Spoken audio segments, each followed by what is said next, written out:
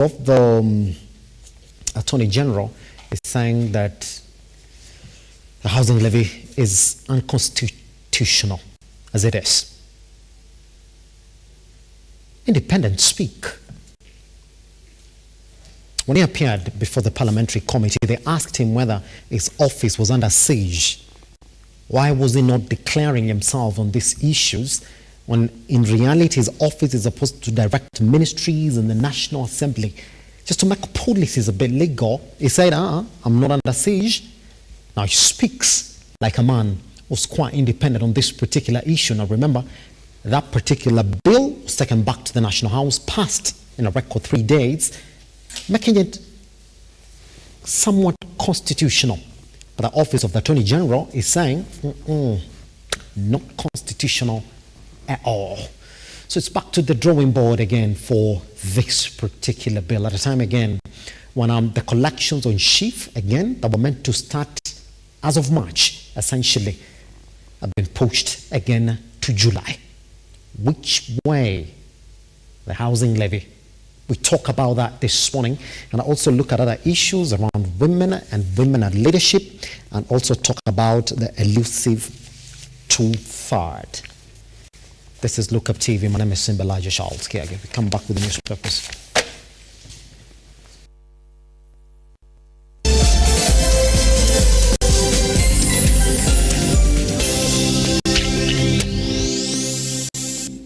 The Daily Nation is talking about how Raila's AU job race faces new hurdle. It's in terms of the rules that are under review for members who can run for this particular position. And I would tell you exactly what it's talking about. It's talking about that those people who've got the position of chair and vice chair are not eligible to essentially run for the position of chair of the AU Commission. That's what the rules have said, that if they're ratified again because they're proposals, then it means that Raila's legitimacy based on this particular rules throw him out of contention. We wait to see whether indeed those rules will be ratified. All right, same story that we introduced with. Muturi warns taxman over illegal housing levy collections. The 1.5 percentage of the workers' gross salary that's supposed to go in and fulfill the government agenda on affordable housing. You're going to read that story on page, on the back page. The story on Raila's AU job race facing a new row, or hurdle, sorry, is covered on page 6 and 7. Story here on our leap year babies and their rare birthday. How old are they really? You're going to read that story on page 3 because of the changing months, isn't it? You're born on February 29th. How old are you? You're a day older, you're a day younger. You're going to read that story on page 3. It's the 29th of February, by the way. Month normally ends either on 28th or on 29th. There's that on goal for lands yet another Gore lands yet another FIFA ban. They've been barred from making signings. Story has been covered on page 39. On page 2, you're going to read the story of slain varsity Don's family seeking justice. That's essentially what it is on the Daily Nation. We move over to the Standard. Gachagua living the worst nightmare. It's talking about how he finds himself in between the handshake of one William RUTO and Raila Amolo Odinga.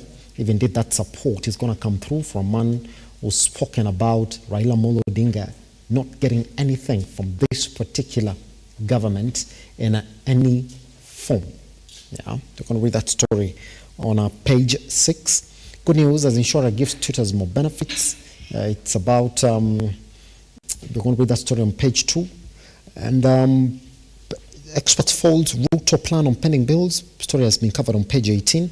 And there's a story here on azimio troops pushing Raila to name successor. Story has been covered on page 7. And there's a story on page 4 on irony of government hostile to media, seeking publicity. Story has been covered also on page 4. Those are your dailies this morning. We'll come back with the news.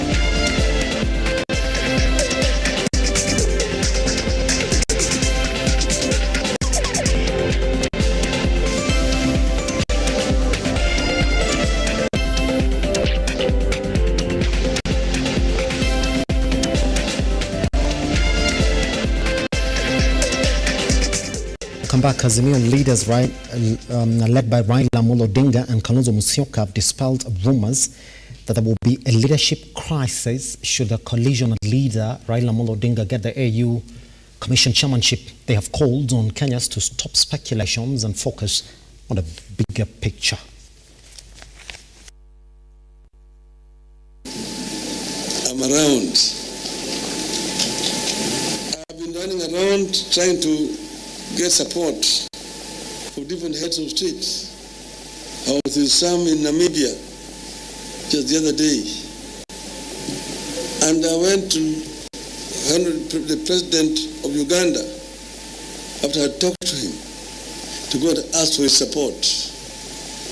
And then we met there with Mr. RUTO, who had also gone there, to talk about the issues they're having with oil, the G2G. It was his minister for energy. So after we talked about my candidature, they talked about the issue of oil among themselves. But I asked for their support, and both of them agreed that they would support me.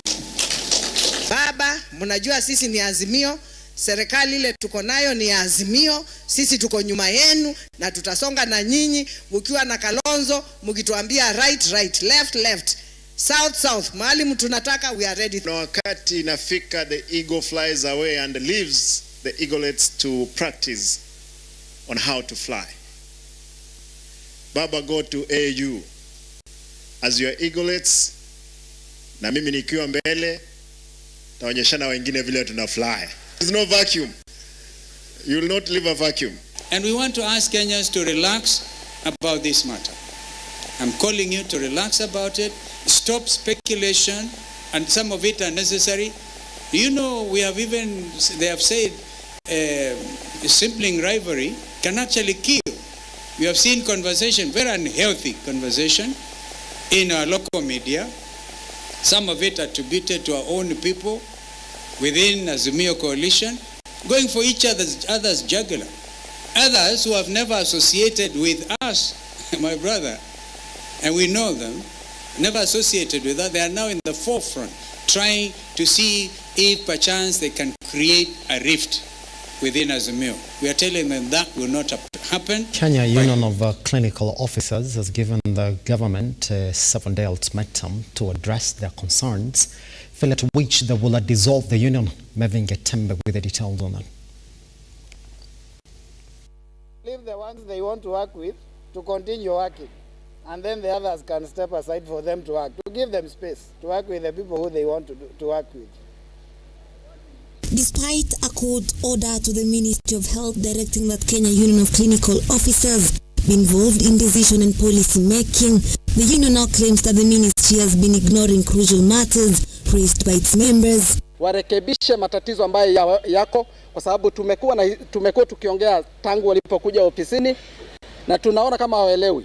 Kwa basi kama siku 7 zikiisha, kama hawatakuwa wamefanya hivyo, tutachukua hatua nyingine ya kisheria ile ambayo inaturuhusu, ili kusudi mabadiliko tunayotarajia na njaa tulio nayo iweze kupewa suluhu. According to KUKO Chairman Peterson Washira, the union has given the government a timeline of 7 days to address issues raised by the union, including employment of healthcare workers who have been working on contract for over 4 years, no failure to which the union will be dissolved. We usually abide by the redress provided in the Constitution and will not get tired. So we'll continue doing that. But then if they continue, if they are also going to ignore our picketing and petitions, we shall also be giving a way forward. Because if they decide to discriminate all the others, we can leave the ones they want to work with to continue working. And then the others can step aside for them to work, to give them space to work with the people who they want to work with. KUKO Secretary General Shem Owino has stated that universal health coverage remains a dream as the government has terribly failed in its implementation. With further term, the government renewal of contracts of healthcare workers it employed under UHC as discriminatory. Ministry of Health, they have been frequently saying about universal health coverage. Universal health coverage that is affordable, accessible, and available to all citizens in this country. We cannot again discriminate other cadres when it comes to service delivery. We have seen COVID health emergency response officers who used to work in port entry points. They have not been confirmed. Maven Getembe, Lookuptv. Solidarity forever. Embakasi gas plant owner Derek Kimathi has been released on a 500,000 shillings cash bail despite the prosecution's application for an extension of the detention period by 14 days. John Matava with the details. Senior Principal Magistrate Dolphina Lego released Derek Kimathi, the proprietor of the Maxis Energy Nairobi Limited, on a cash bail of 500,000 shillings and alternative bond of 2 million shillings. 1. The suspect to deposit his passport in this court. 2. The remaining investigations to continue when the respondent will deposit a cash bail of 500,000 with 3 contact persons or a bond of 2 million with 2 sureties of similar amount.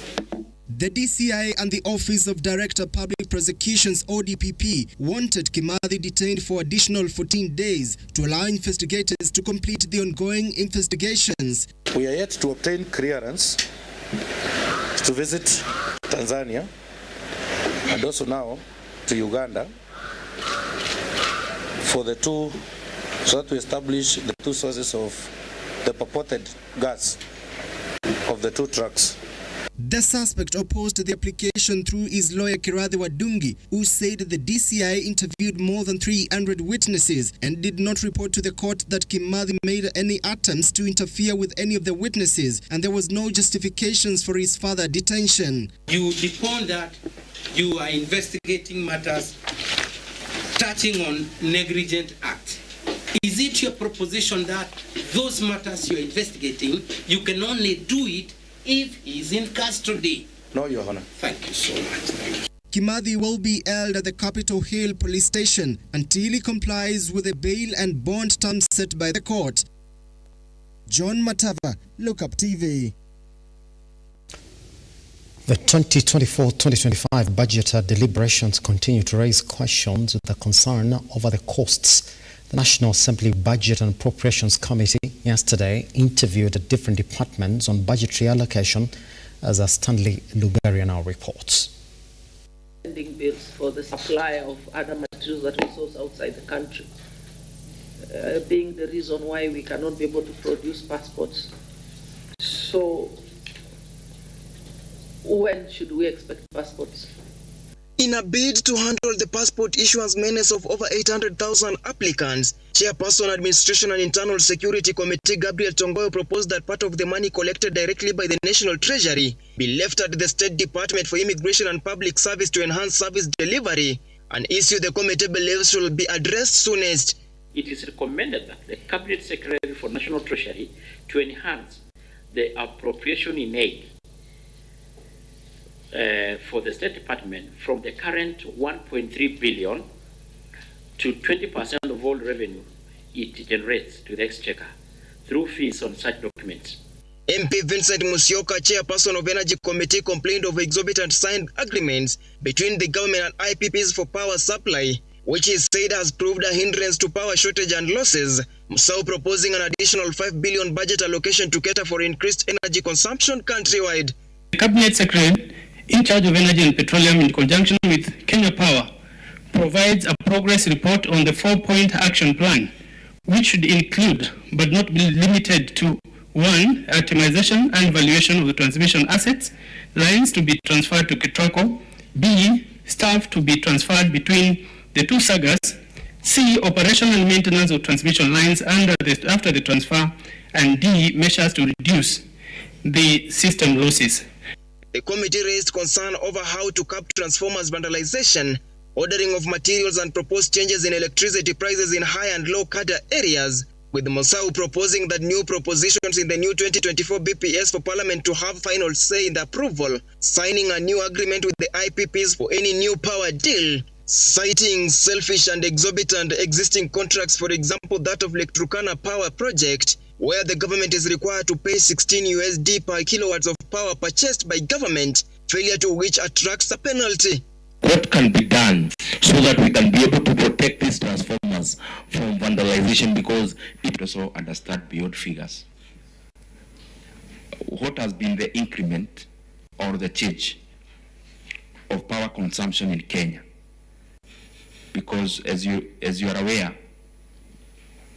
the cost of power is closely related to the demand and supply of power. Sports Committee Chairperson Dan Wanyama has requested additional funding for construction and facelifting of stadiums as the ministry grapples to ensure Kenya jointly host the next African Cup of Nations tournament. That the proposed ceilings for the State Department for Sports in the budget policy statement for 2024-2025 is Kenya shillings 18.27 billion. Recruitment of teachers.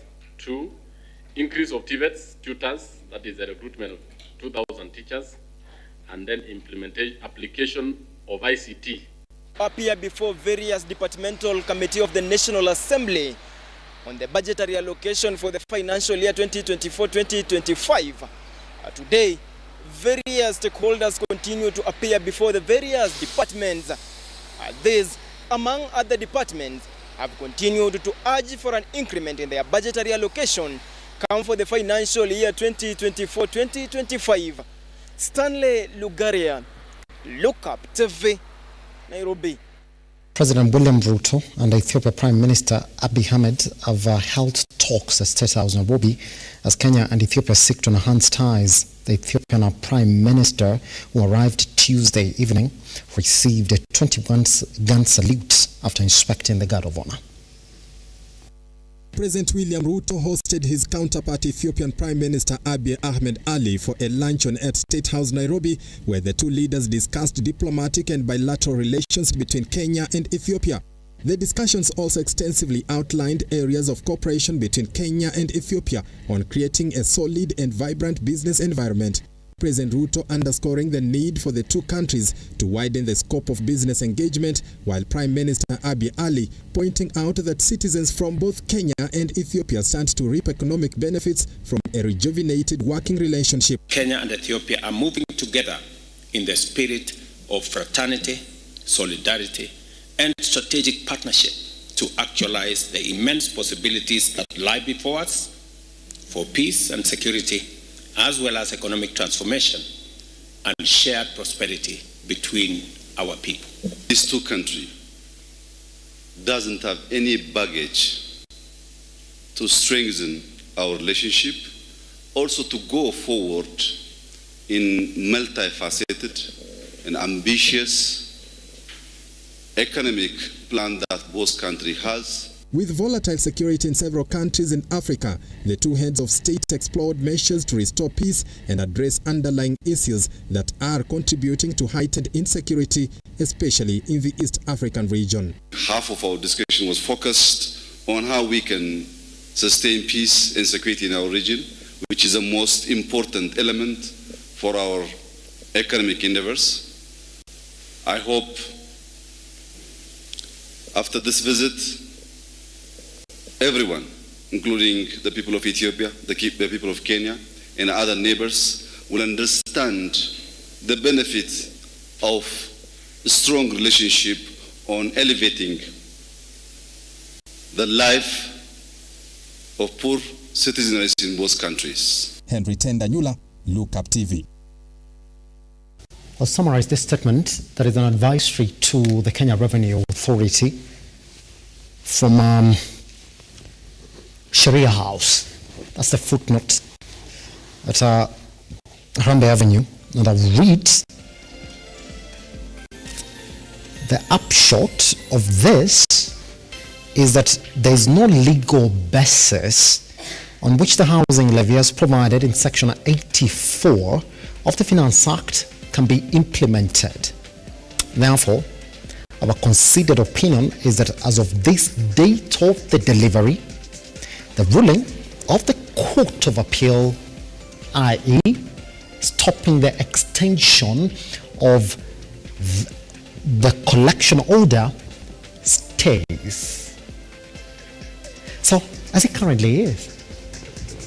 I do not know whether it's okay for your salary to be deducted this morning, as it is, because the AG is spoken. So Kenya is not supposed to collect. They're saying, well, Kenyans you have no legal basis to collect the housing levy. We touched on that slightly this morning because Justin Muturi has spoken, if that was the question. This morning, we speak to Wanjiku Muridi, who's the National Treasurer, UDA Youth League, Fiongo Muiruri, who's the founder, Gilgil Youth Forum Kenya, and Bonfreda Siko, the Senate candidate 2022 Kakamega.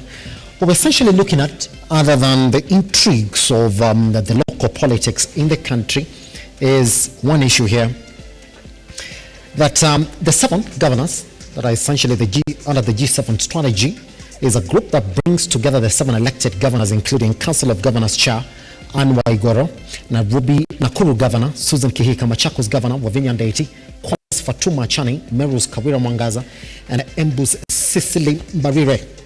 What they want to do as the G7 on the back of the investment summit in Kisumu now is that some of the G7 strategy declarations unpacked were to localize mentorship programs set up in women-led 7 counties and lobby for women nominations in various political parties as we try to chart our way around the Elusivetwo-Third. The G7 wants to start that conversation. That's my topic this morning, is on women governance, chatting our way around the Elusivetwo-Third. I can already see Wanjiku seated right here in the studio as we wait for the rest of them to walk in. Join us online on Lookuptv across all your social media platforms. I am at King Agasimba. I'll see you shortly after this break.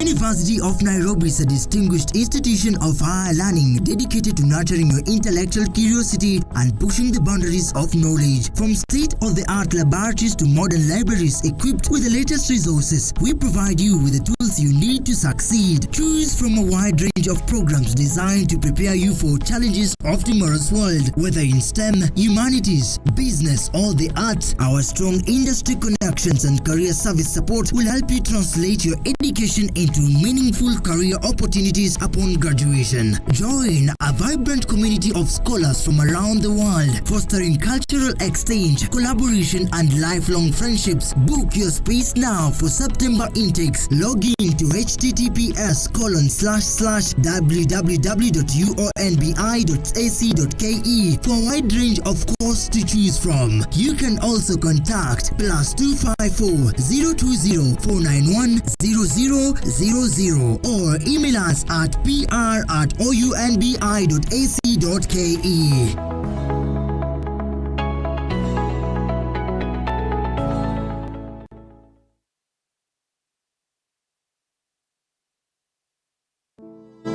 Save a Life is a non-profit organization that has taken the front line in transforming lives in the entire country. So far, we have transformed life of over 100,000 people through our programs, which include medical support, youth empowerment, street family program, feeding program, and climate change.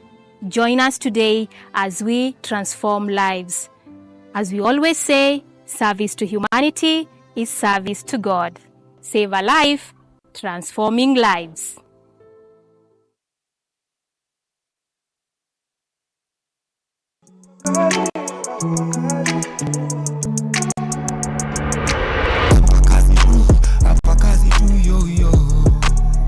Hapa ndio leo nimefika tuweze kuangazia biashara ya mashini za tarakilishi.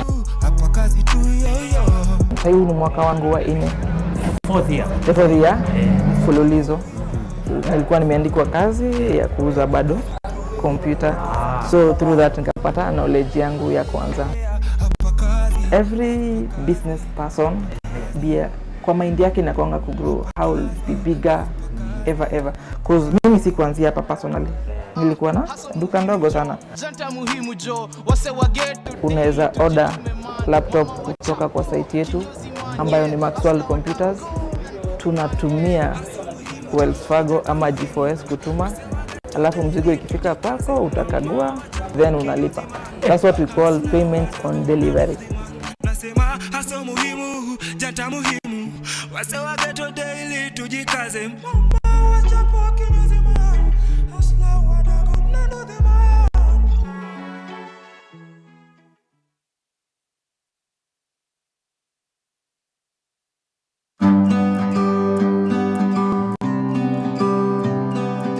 Kabla tuingie tunakanyanga hii maji hapa, tumeweka disinfectant ndio kama mtu ametoka na maugonjwa huko nje anaiacha hapa kabla ingie huko.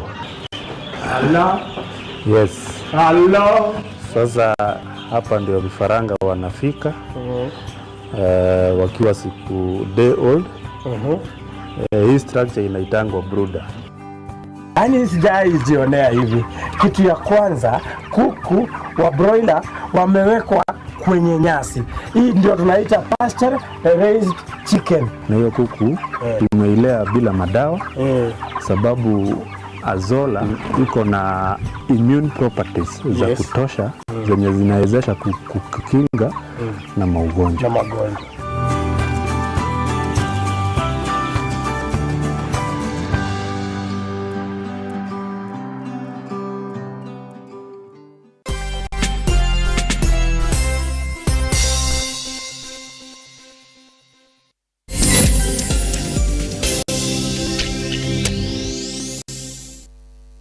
All right. Thank you very much for joining us this morning. My name is Simba Elijah Charles King again. We have a couple of issues that we're going to look at this morning. But our big conversation is essentially charting our way around the Elusivetwo-Third. That the G7, and the G7 is essentially the 7 governors who are women in the 7 counties. And I will give you the names this morning before we start our big conversation this morning. That is, the group essentially brings together 7 elected governors, including Council of Governors Chair Anne Waigoro, Nakuru Governor Susan Kihika, Machakos Governor Wavinya Ndeti, Kwales Fatma Achani, Meru's Kabwira Mwangaza, and Embu's Cecily Barire. Now, let me tell you exactly what the G7 wants to achieve. It essentially wants to bring positive change in leadership. That's the first one. And also now mentor women into elected positions in the county governments and the parties in the country as well. They also want to continue pushing leadership programs or mentorship programs to all the women in these positions. But then the general aim of the G7 is to essentially see more women rise to these elective positions. That's what we talk about this morning. But just before we get there then, since Wanjiko is seated with us right here in the studio, let's open up with you to what you're waking up to this morning. There's one man who's spoken, and if you can, Sheila, could you bring up the Daily Nation this morning, because it's the one that has got that story before we settle into our big conversation. It's essentially talking about the legality or illegality, therefore, of the Daily Nation. And on that particular story, we're going to talk about that particular communique from Sharia House. And if it's Sharia House, then you do know who's communicating. That is the AG, Justin Muturi, who read or wrote to Kerry, and this is exactly what he said, that the upshot of this, I'm summarizing it, is that there are no legal basis on which the housing levy, as provided in Section 84 of the Finance Act, can be implemented. Continues then to say that, therefore, our considered opinion is that as of the date of delivery of the ruling, the Court of Appeal ruling stays. The Daily Nation interpreted that, and they gave us a headline this morning of AG Muturi warning the taxman over illegal housing levy collections. Two-way street. Zen. Wanjiku, let me bring you into the conversation this morning. Just we touch on this quickly before then we move into the bigger issue this morning. That's the AG speaking. And did you remember he appeared before a parliamentary committee when they were asking him, how is it that everything that the government is pushing for, all the way from Huduma number, housing levy, SHIF, any project that the government essentially wants to introduce, Maisha number, becomes illegal? Are you not doing your job? Are you just sitting when all this is running behind the door? He said, I'm not under siege. I'm now open up to some of these issues. And if you remember when he sat there, he also told the members of parliament, well, you cheat yourself if you think that the housing levy, essentially the way it is not an issue that the counties have to look at as well. Well, the members of parliament rushed on this particular issue, went back, did the public participation process as the courts advised, went back to parliament, debated on it, voted on it, and in a record 3 days, that was passed. But I want to take you back to what Kimani Ichung'wah was saying when the president was with him in Naivasha. Kimani Ichung'wah told the president, President, you don't worry, this thing before Friday, in fact, after we leave here, we're going to make sure that it passes and quick clear that. The AG is coming and told Kerry, please, don't start collecting. Collections on this particular area, quite illegal as it can be. As the AG finally woken up from the sleep he was in, is that when you read into that, knowing very well where the president stands on this particular issue, knowing very well how fast it was looked into at the National House, is the AG alone on this particular issue? Thank you, Simba, for that. Good morning, Kenyans, from wherever you're watching us from. My name is Wanjiku Murithi. I am a leader in the UDA Youth League. For that question, first, I wish to say that it is just that that letter to the KRA surfaced yesterday. Yes, but if you look at it, it was dated 26th yes. of January. And what is the implication of that? It then means that he released it, or rather he sent it just before the judgment was given, rather the ruling was given by the courts. Yes. And what did he want to do at that point? He just wants to wash his hands. Because one, he is a lawyer. He is the AG. He knows there is no legal framework for that levy. And definitely, he knew the outcome of the court. Therefore, my view of that letter is that simply, it's not like he was waking up then. He just wanted to remain clean and clear on that issue. Isn't it? Because if you look at the letter, it's dated on the 21st of February, 2024, but it is giving guidance to collections that was supposed to start on January 26th. That's what it is. It looks to you like a man who just wants to wash his hands and say, well, I cleared myself on this. So if Kerry moves ahead to start collecting, they were well advised from our office. Is that what it is? Yes, exactly. That's my view. Does he act like a man who was under pressure then? I mean, if you're releasing it now, does he act like a man who's under pressure? Definitely he is under pressure because, one, everybody knows there is no legal framework for that. And he is to blame for it. He is our AG. We expect that everything that is being implemented in this country has to have a legal foundation. Yes. And the lack of it, then it means we are to blame him. Yeah. So currently he is under pressure. He really is under pressure. Under pressure to deliver what the government wants. The way the government wants. Is that what it is? Yes, that's exactly it. Is that why he's been silent on particular issues that would essentially touch on his docket? Number one, it's not just one. I mean, when you look at it, there's just a lot of issues that will make you wonder what's really going on, especially when it comes to the legal advisory officers in this government. There is no way that she would face challenges. There's no way that housing levy will face challenges. There's no way that Huduma number will face challenges. There's no way the Haiti issue will face challenges as well.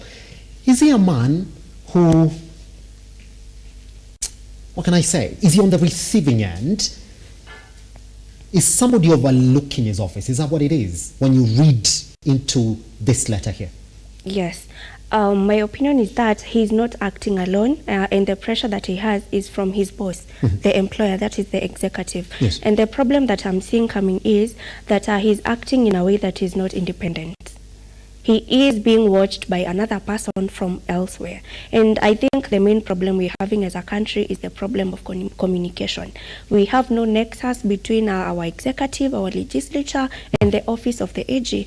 That is why we're finding the executive really working hard to push on the implementation of some of these things, but then there's no legal framework, and that is the function of the parliament to enact these laws. So there is no clear communication among the three dockets, and that is where we have the outcome. Yeah. I want to go back and then read what essentially Sharia House is saying on this particular issue, so we see whether it's making reference to a ruling that the court had made. Well, that there's no legal framework that you can actually go in and start collecting this this levy, and again that indeed the courts stopped that order that you're seeking to extend to continue collecting as you're looking into this issue. Now, we do know that there are two things that must happen around this particular area.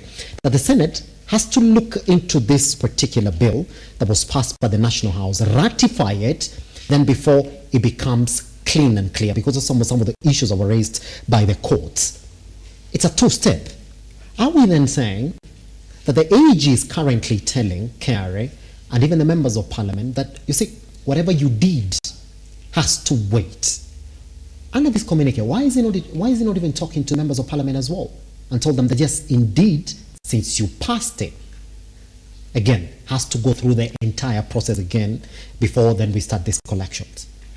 As I started by saying, I see the AG as a man who is in quest to wash his hands and put it clear that he is not in support of it. Yes. And basically what he's doing, he's seconding what the court said.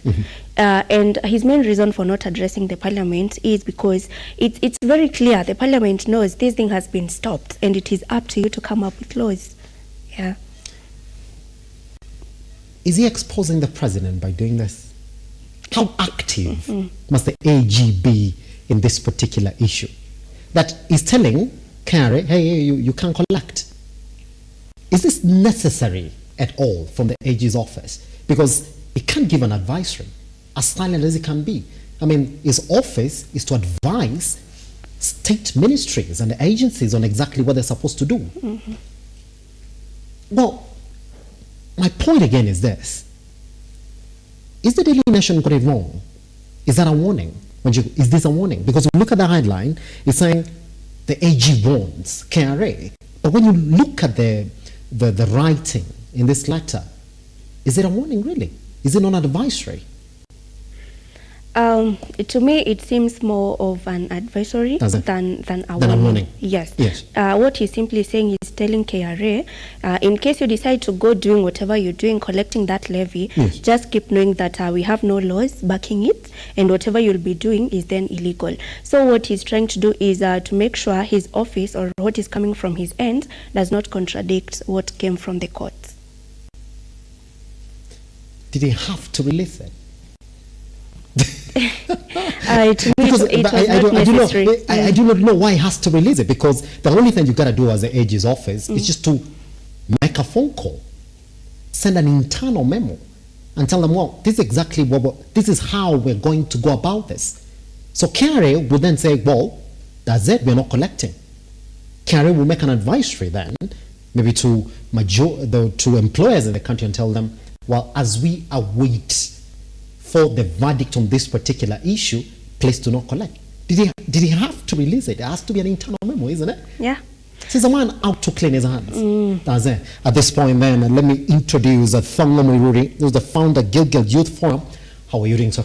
I'm doing good. Thank you for having me. Thank you very much. Here's what we're looking at this morning, just before we jump into the bigger issue that we wanted to get into. There's a communique that has come from essentially a letter that we've seen as a media. And if you look at the time that is released, then you will start to ask a lot of questions. That's what we're looking into with Jiko this morning before you walked in. Turns out the AG had warned Kenya Revenue Authority about collecting the housing levy taxes as from January 26th. Told them, you gotta wait. There's a ruling that was made by the courts on this particular issue, and before we clear taking this bill back to public participation, goes back to the National House, gets ratified by the Senate because it touches on the counties, then we have no legal framework to come in and collect this particular housing levy. But we are asking then, for a man who's been under fire, because I do know very well, you did see him appear before the parliamentary committees. Yes. And the question that they put to him is, are you not doing your job? Are you a man under siege? How is it that majority of these issues are bypassing you? Why are all these things hitting the government on the basis of legality? He's not writing to KRA. He's telling them, no, do not collect. Was it necessary that this letter to be written from Sharia House to KRA? Yeah, Simba, I think it was very necessary. Mm-hmm. And I think the AG is very right on what he's doing. And I think the biggest problem that we are experiencing as a country is ignorance from the executive. Mm-hmm. We are seeing the executive doing things without consulting the Attorney General. And that is clear in the public domain. And we have seen the Attorney General lamenting several times. You know, we've seen the housing levy, the issue of the housing levy. It is clear, it is outright that the AG has not been consulted and that the president is actually doing all these things out of force. Yeah, and it is quite unfortunate, Simba. Yes. Yes, quite unfortunate. It's not lamented. It was asked by the parliamentary committee and said, well, I'm not under siege. For a man who was given more powers, by the way, again by the president, to come in and give guidance on these particular issues, it's somebody deliberately bypassing his office, because the AG has to come in and receive these policies, the majority of the ministries, and the parliament is passing. Then after that, they will seek guidance from the office of the AG. The AG will look at these policies the ministries are passing, they'll look at these laws the parliament is passing, and then guides parliament on how to make them as legal as they can be. But then, when the AG is asked, how did this miss you? I mean, it's not just one. The Haiti issue is one, like I was telling Wanjiku this morning before you walked in. The housing levy is one. The Maisha number is one, despite the courts then giving it a green light finally.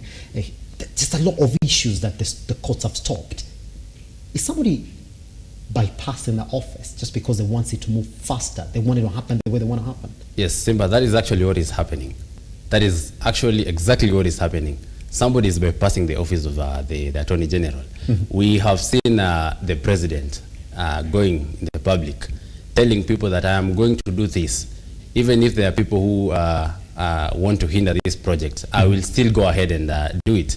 We have seen the Supreme Court, the CJ, coming out saying that the issue lacks legal framework, like my counterpart here puts it. Yes. But what does the president say? On top of these cars and the vehicles, I will do it regardless. I will do it regardless. Yes. It means that this is a man who is not consulting the Attorney General. Yes. Who is actually supposed to give guidance Yes. on these particular issues. Are we trying to think so much on it? Because the AG is essentially an appointee of the president. Absolutely. I would like to think that you appointed that particular seat on merit, that you're on speaking terms. It's a policy that you have to implement. So you would like to think the president will be calling this guy over and over again, telling him, well, I need you to advise them as fast as you can because I need this passed. If we look at how these appointive positions are made, yes, and we look at the history of politics, it's never about merit.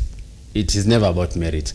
It is about who supported you, and it is about rewarding loyalty. So you're not supposed to say no, even when you see a mistake coming up. Yes, absolutely, and that is unfortunate about our country. It is never about merit. It is never about who is qualified. Yes. It is about who supports you during the campaign trail, and if you support somebody during the campaign trail, then you get rewarded. Yes. And when you get rewarded, when you are appointed, you can't ask a lot of questions. And what we saw the Attorney General doing at Parliament is just fake, in my view. It is fake. The president is actually bypassing the office of the Attorney General.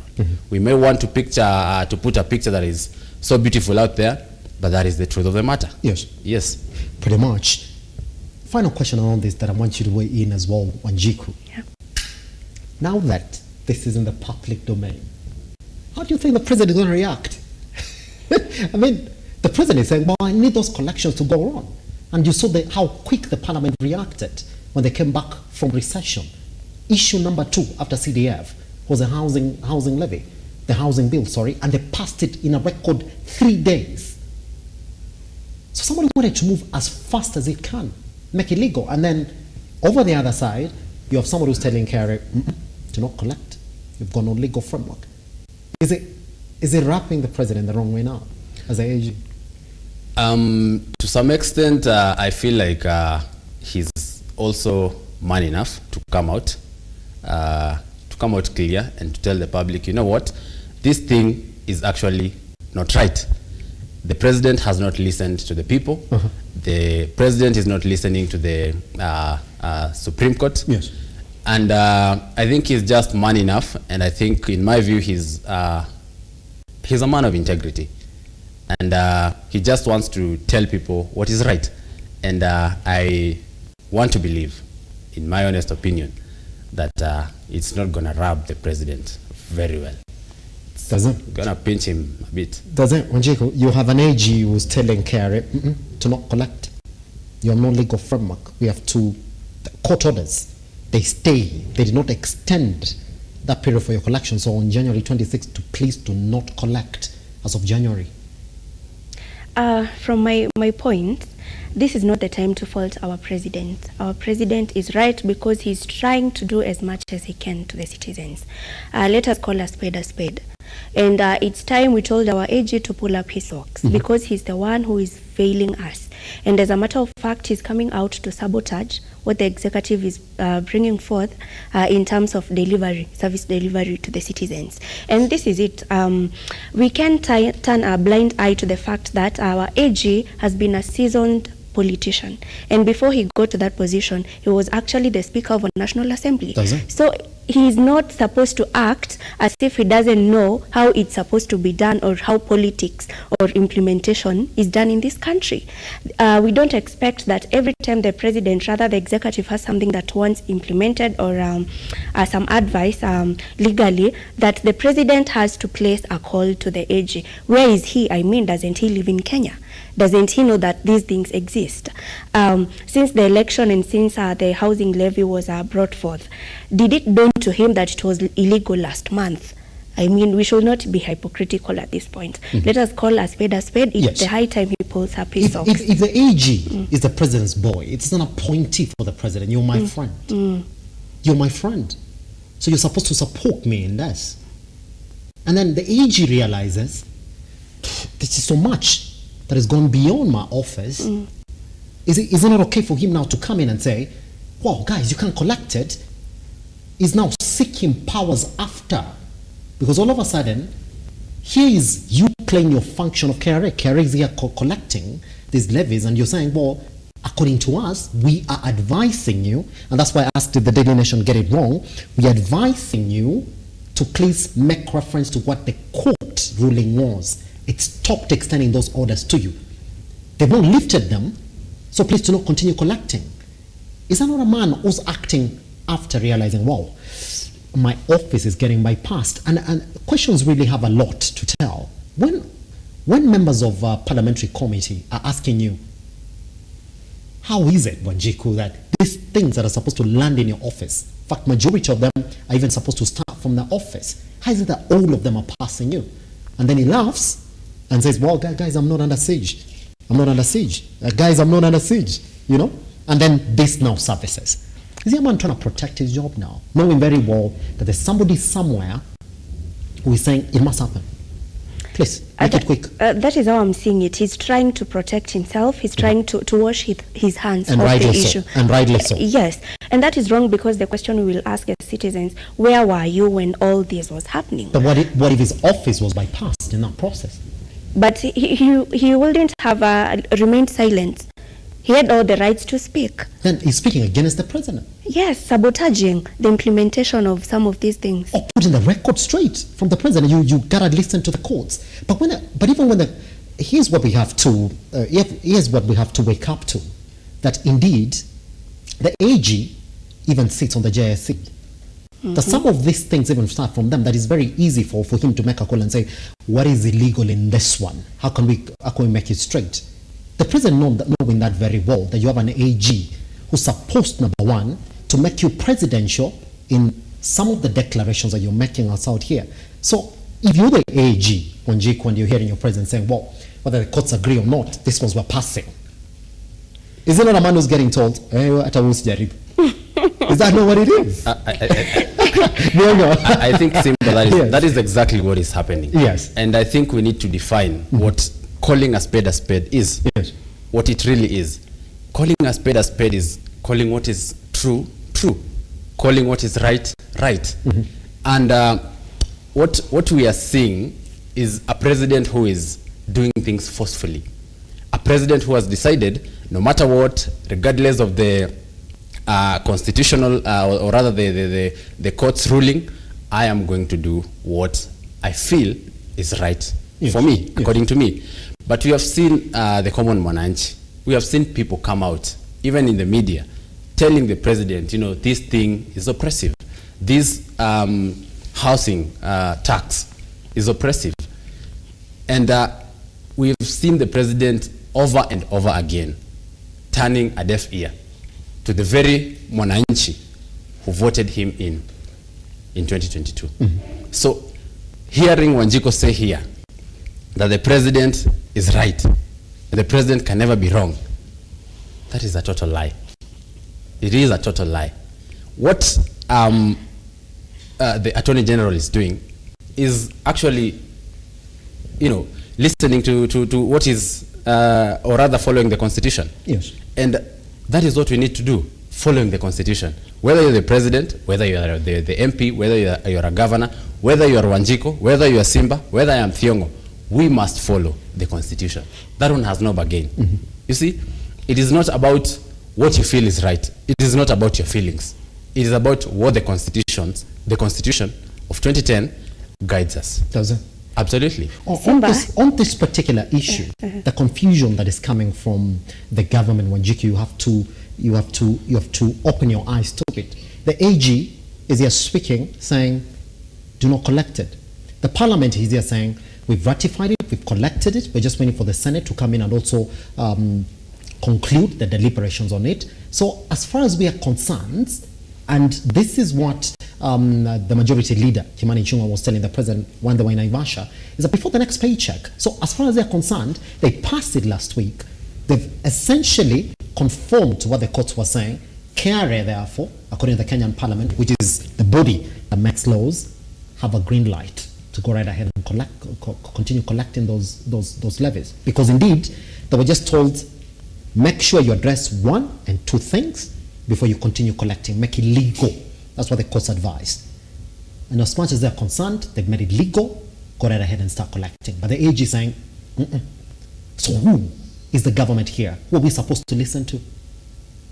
Thank you, Simba. I wish to put it on record again. I didn't at any point state that the president can never be wrong. That was not my statement. On this one, is he wrong? On this, he's not wrong. He's very right. And that is my position. And, the reading of Article 1 of our Constitution gives all powers to our citizens. And on this specific issue of the housing levy, it means then we can't subject it to a referendum. We can't all assemble and go voting in favor or against it. Then what happens? It means we have given our mandate, the power to our parliamentarians to vote on our behalf. And then if the parliament has debated over it, has passed it, that is basically what the Mwananchi is saying. And if it is to the contradictory, then the president is not to blame. We are to blame our parliamentarians. Yeah. How's that? Guess what? We leave it there. We're going to see exactly how this goes on. There's another issue that I want us to look into quickly on that. Before then, we jump into our bigger conversation. Azimio is speaking, and there are 2 sides to this story. Kalonzo is speaking, and Raila Amolo Odinga is speaking. Raila is saying, guys, I'm not going anywhere. I'm around. Listen, I'm just campaigning for that for that AU Commission chair position. I'm not leaving. I'm still here. Just that I'm really busy campaigning. Kalonzo is also saying, well, that handshake between RUTO and Raila, just on the basis of the campaigns, doesn't stop us from fighting the government. We're strong as we can. But then, other leaders within Azimio are telling Raila Amolo Odinga, hi man, just choose your successor as quickly as you can because you're leaving us. Let's look at that story once we come back. Pick deliberations from Thiong and Wanjiko before we set into a big conversation this morning. I'm not going anywhere. I'm around. I've been running around trying to get support from different heads of states. I was with some in Namibia just the other day. And I went to the president of Uganda after I talked to him to go and ask for his support. And then we met there with Mr. RUTO, who had also gone there, to talk about the issues they're having with oil, the G2G. He was his minister for energy. So after we talked about my candidature, they talked about the issue of oil among themselves. But I asked for their support, and both of them agreed that they would support me.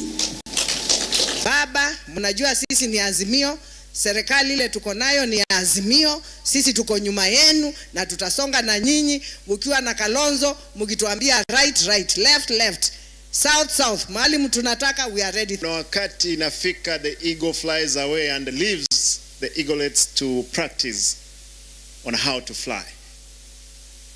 Baba, go to AU as your eaglets, na mimi nikiwa mbele taonyeshana wengine vile tuna fly. There's no vacuum. You will not leave a vacuum.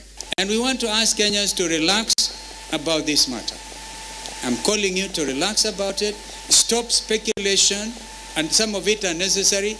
You know, they have said sibling rivalry can actually kill.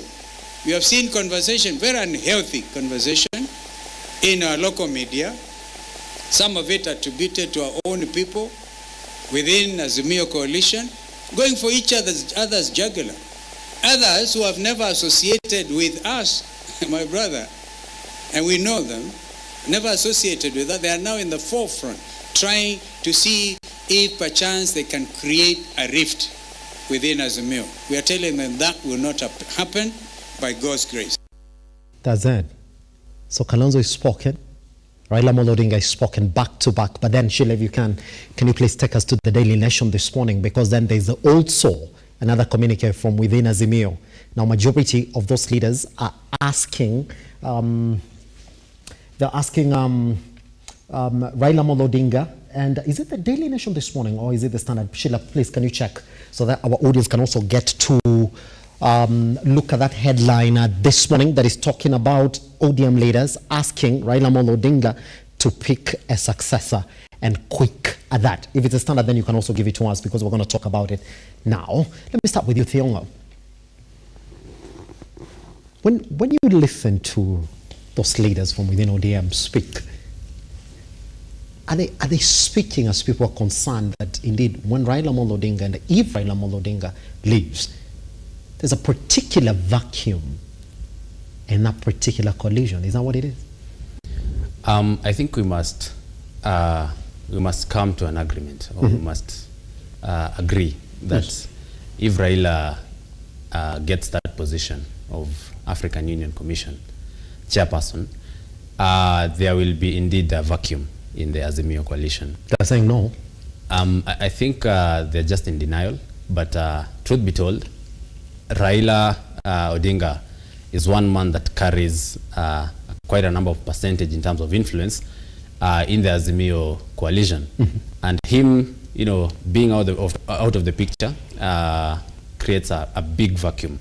And I think the other side, our good friends in Kenya Kwanza, are excited about it because that puts a clear path for President William RUTO in 2027.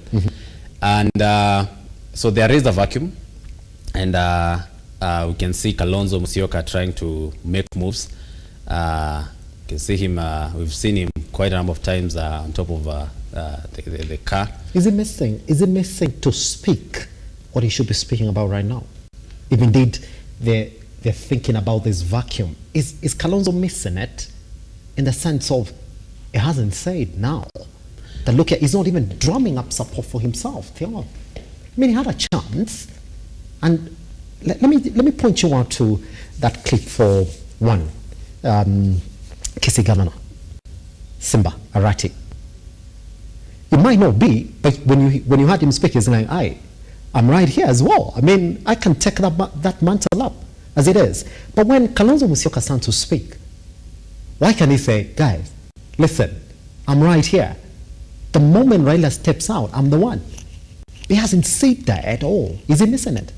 Is he missing the point? I think Kalonzo is doing what any other person in the political arena would have done if he was in Kalonzo's shoes. I think Kalonzo is just trying to show people, you know what? Indirectly, I am here. I am stepping up. Why can he say it? Why can he say it? You can't make it out. He's not said it, not even once. I think actions speak louder than words. Yeah. We have seen him in the cars, you know, telling people, you know what? 2027, it is me. I have backed Baba several times. That's it. It is but now when time. Raila Amolo Odinga is right there at his home turf, it was in Homa Bay. I mean, he had a chance to say it. Simba Arati stands up and says, guys, what vacuum? I'm right here. I will take up that mantle. I'm ready. Why can't Kalonzo say, guys, stop this nonsense about a vacuum? I mean, I'm seated right here. The moment he steps out, I'm going to take over. I think the issue goes back to Raila himself saying, you know what, I have not gone. I am taking this position for AU chairmanship, but I'm still here. And I think that has brought a lot of confusion in the Azimio coalition, because Kalonzo is wondering, are you going to win this thing, and then in 2026 we see you resign? Yes. And we now go back to what has been there in the previous years, whereby Kalonzo presents himself as a presidential campaign, and then towards the end you hear that, you know what, risasi imebaki moja, and we now have to back Baba. Yes. I think that is the statements from Baba is what is causing that coalition, hinge in the Azimio coalition, and with time we are going to see, and we are going to get a clear picture of who is going to be the flag bearer for the Azimio coalition. Pretty much. But in my view, yes, the next big thing is the Azimio coalition, and the man who can take the Azimio coalition to the next level is none other than Kalonzo Musyoka. If Raila Odinga is out of the picture, but he hasn't said it. Actions speak louder than words. It's not said it. I mean, in this political arena, what speaks louder? Is it not your words? You know, we saw the president William RUTO when he was the deputy president on top of CAS. We remember the famous coined word of the Tanga people. Yeah. William RUTO was going all over the country, was traversing all over the country, but he had never mentioned that he wanted to vie as president. But his actions made people, preempt that indeed this guy was arranging himself for president. But it got to a certain point, it became clear. Yes. He said it. Yeah, I think it is 2024. We are 3 years away from election. Yeah. And there is still time. But this is a scenario that is happening at Azimio coalition. And Sheila, if you can, then you can actually take us to the Standard. The story is covered on the Standard about Azimio troops pushing Raila to name successor. That story, you're going to find it on page 7 this morning. Wanjiku, maybe you can speak to what Thiongo might not want to speak this morning on national television. Is there a vacuum in the Azimio coalition now that Raila Amolo Odinga is busy with regional campaigns? Thank you, Simba. On this issue, I would wish to speak as a spectator, I'm spectating from outside. And there's a comrade saying on the streets that on a bad day, the wind will blow and the cloaca of the chicken will be exposed. And that is what we're seeing now. We're simply seeing the weak links that have been there in Azimio. There has been no clear-cut leadership structure, and that is why the Azimio people are speaking like they are orphans. They are very desperate, especially for Kalonzo, because to them, they think without Raila, there's no Azimio. And that simply means Raila has not nurtured others to take over from him. For Kalonzo, I don't wish to dwell on him so much because he remains to be the watermelon that he has always been. Today he will say this, tomorrow he will say that. But all in all, I wish Azimio all the best. And this is what I want to say. As Kenya Kwanza, we don't wish to be indulged or dragged into the Azimio politics. What you are doing is our patriotic duty to support one of our own, to support one of our statesmen, to clinch the higher position. But all in all, we are sitting out here watching to see what happens in Azimio, but we wish him we wish them all the best. Your party leaders pronounced himself on it, and it was at the home turf of one Raila Amolo Odinga. And when he's there, you would accept that he chooses his words correctly. In fact, he said, I'm not fighting Raila Amolo Odinga. When he was in Kisumu and Homa Bay and Siaya County as well, he said, I'm not fighting him. All I'm saying is, let him give me Kalonzo Musyoka. And I'm promising you, and he said, we shall beat Kalonzo Musyoka as early as it can be. Wanjiku, are you being dishonest by saying that you guys are not just praying for Kalonzo Musyoka to take up the mantle? No, we don't mind. They can bring us wherever they wish. We don't mind.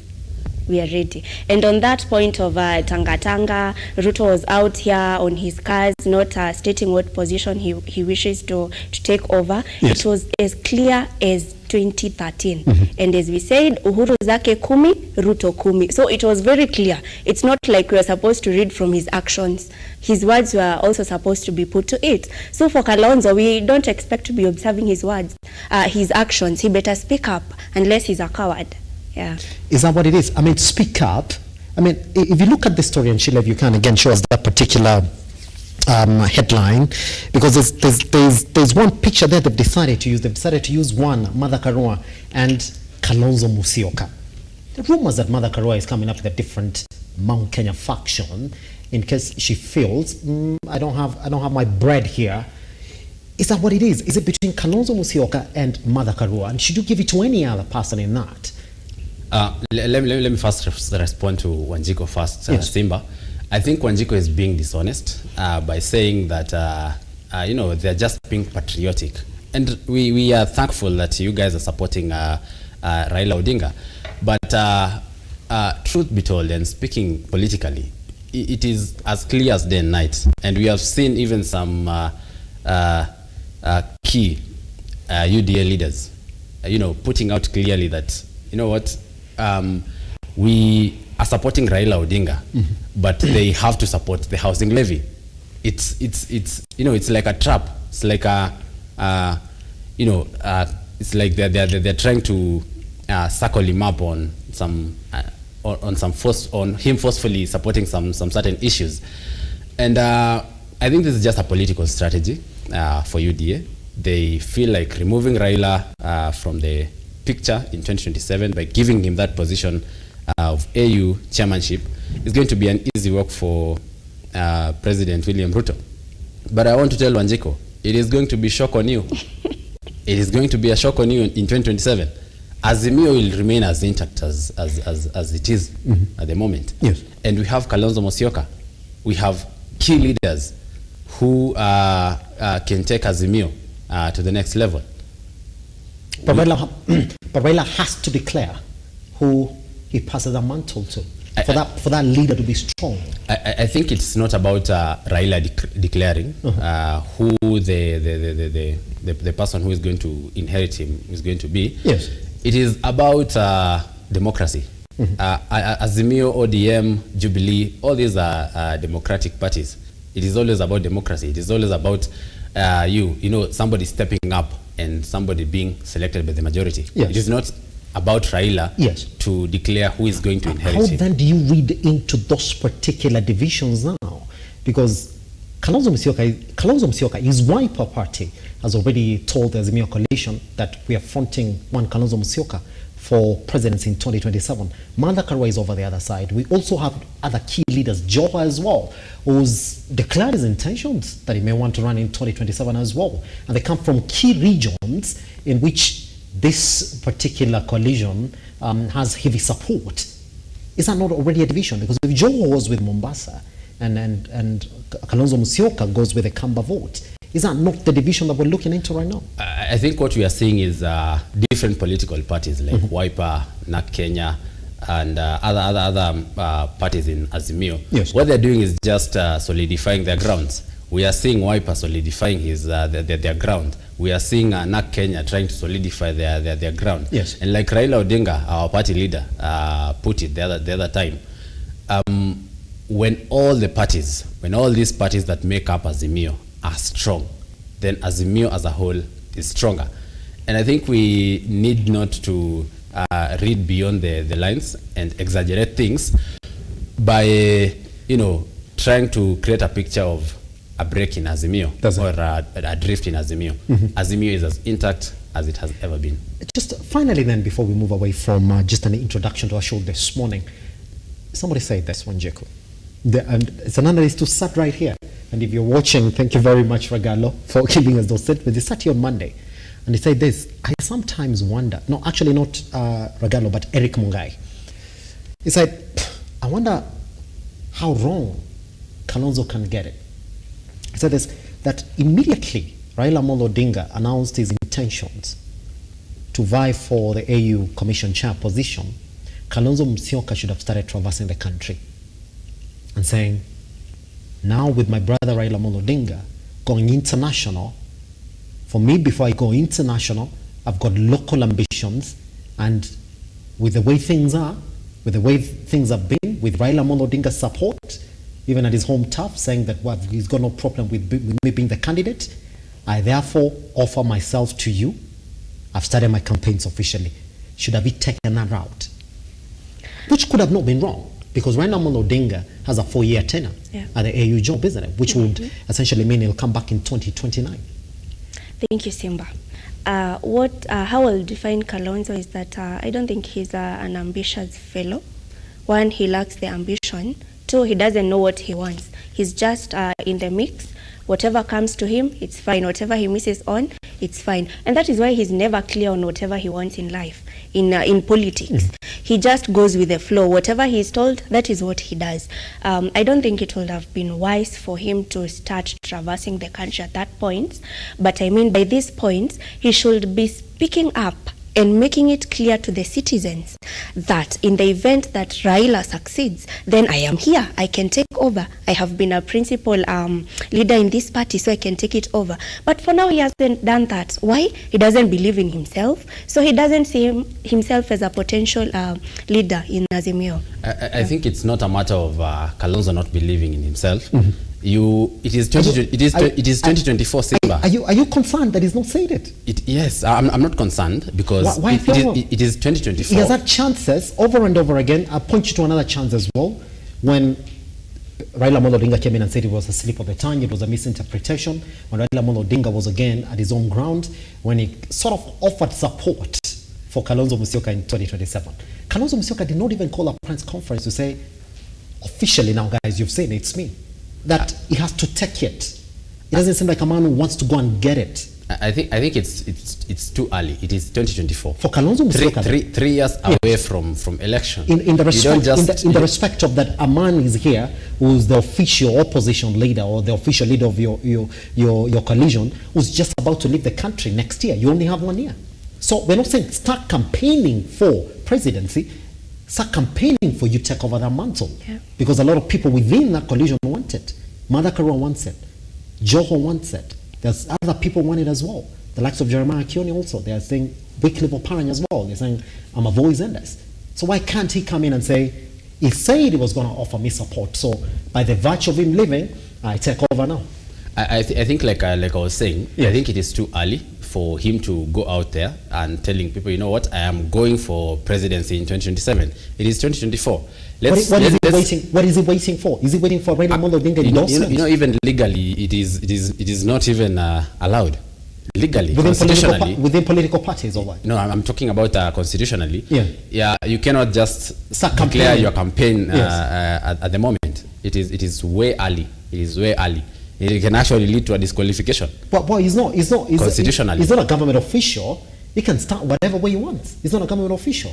That rule only applies to government officials. You can't start your campaigns up to a certain period, isn't it? Before. But there's a period stipulated on when campaigns should open. Yes. And when campaigns are not supposed to happen. Yes. So what can he say yet? So what I'm saying... Simba Arati said it yesterday, Thiago. What I'm saying is the Azimio principles, Yes. and these Azimio parties, the parties that make up Azimio, Azimio. what they're doing is just strengthening themselves. And they're doing so so that when we get to that moment where they'll be doing their elections, their party elections to decide who is going to be the flag bearer, then whoever has the majority will take it. So there's no crime in Simba Arati saying that he wants to be president in 2027. Yes. There is no problem. When Mother Karua declares that, you know what, I'd love to be a presidential candidate for Azimio, Yes. there is no problem if Kalonzo does the same. And there's no, we don't want to chop Kalonzo's legs because he has not declared. Yes. We still have time. And you need to give Kalonzo time to do that. And when the time is right, the people, the principals in Azimio will select who is going to be the flag bearer. Does it? Yes. Pretty much. Simba, yes. allow me- Just 1 minute if you can. Allow yes. me correct Yes. Thiongo. We're not talking about Kalonzo taking it over to start running campaigns for presidential elections in 2027. Yes. We just need an official opposition leader. And that is what he's showing us he's not capable of. Yes. He doesn't think he's enough for it. But That is what we are saying. But we've seen Kalonzo over and over again defending so many things that the government is doing wrong. Not once, not twice, time without numbers. Kalonzo has stepped up. But as a member of opposition, not the official leader of the opposition, As a right? member of opposition, because he was not the leader of official opposition. Does he Raila want to take Odinga it over? was the official opposition at that time. Does he wish to take over from Raila? Absolutely. Has he stated? You just give him time. Yeah. Why do we want to? How long do we need to give him? Raila has just. It is just. Yes. I think like a week or 2 weeks. Does it? From when Raila declared his candidature for the AU position. But there is the opportunity. It is just 2 weeks. Do we want to chop somebody's legs because of 2 weeks? 2 weeks grace period. That's it. We're just going to leave it. time. We're going to leave it there then. Ladies and gentlemen, let's then cross over to our big conversation this morning. And I'm going to introduce you to what the 7 elected women governors in the country are starting. But even before we get there, I've got to give you background about the 2/3 gender rule has been elusive for close to 4 houses when we started having these conversations. I mean, you have to count back to Mwai Kibaki's government, have to count back to Uhuru Kenyatta's tenure, and then go back to Moi's tenure as well. It's been elusive. That even with us recognizing the importance of having women in leadership positions in the country, where the laws are made, where we can create a proper example of how we can then get women in these elective positions, it has become elusive for us. What normally goes on is that even when parliamentarians are supposed to meet up and discuss around these issues, they lack quorum, or those particular motions that are supposed to be floated in government are never floated. Now, let me take you back to December 2022, where the president essentially wrote a memorandum to the speakers of the National Assembly and the Senate that, among other proposals, included the need to enact the 2/3 gender rule. If you're going to count, then that's 1 year already gone before we see these motions again come up in Parliament. Now, previous attempts then to enact the gender rule hit a brick wall. However, the move by President William RUTO gave hope to many that the principle could be soon becoming a reality. Remember, in his campaign promise again, he did say this was one of his biggest agenda. But is it dying down? So 7 elected women governors have launched a G7 group. Under this, they are talking about how they can then start within their counties educating women on how to rise to these positions, pushing elective positions in their parties respectively to have more women. And they're saying that if they start like this, then the elusive 2/3 will soon become a thing of the past. It's a good thing then. I've got to start with Wanjeko this morning. Why has it become a conversation that even currently as it is not risen up to the power that it is, that the president has written to both speakers, both the Senate and the National Assembly, Wanjeko. But then you would like to think that this motion will come up the way the housing bill comes up gets discussed and passed within 3 days, it's 1 year down the line, 1 year plus. We're actually going into 1 year, 6 months since the president wrote to the speakers of both houses. Why is it not picking up momentum? Thank you, Simba.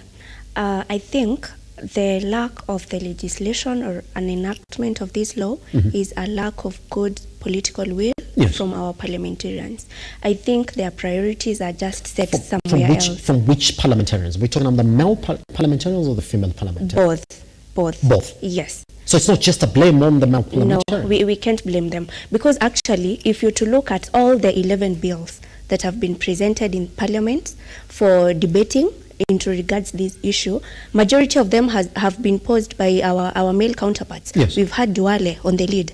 We had Mutula Kilonzo in 2011 with his bill. So I can't blame it wholly on the male parliamentarians. It's on both ends, because I don't think even the women parliamentarians have been up to it enough to see that it's taken with the seriousness that it deserves.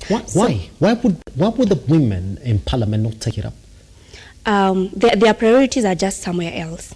Is it that they're questioning that particular law, the 2/3?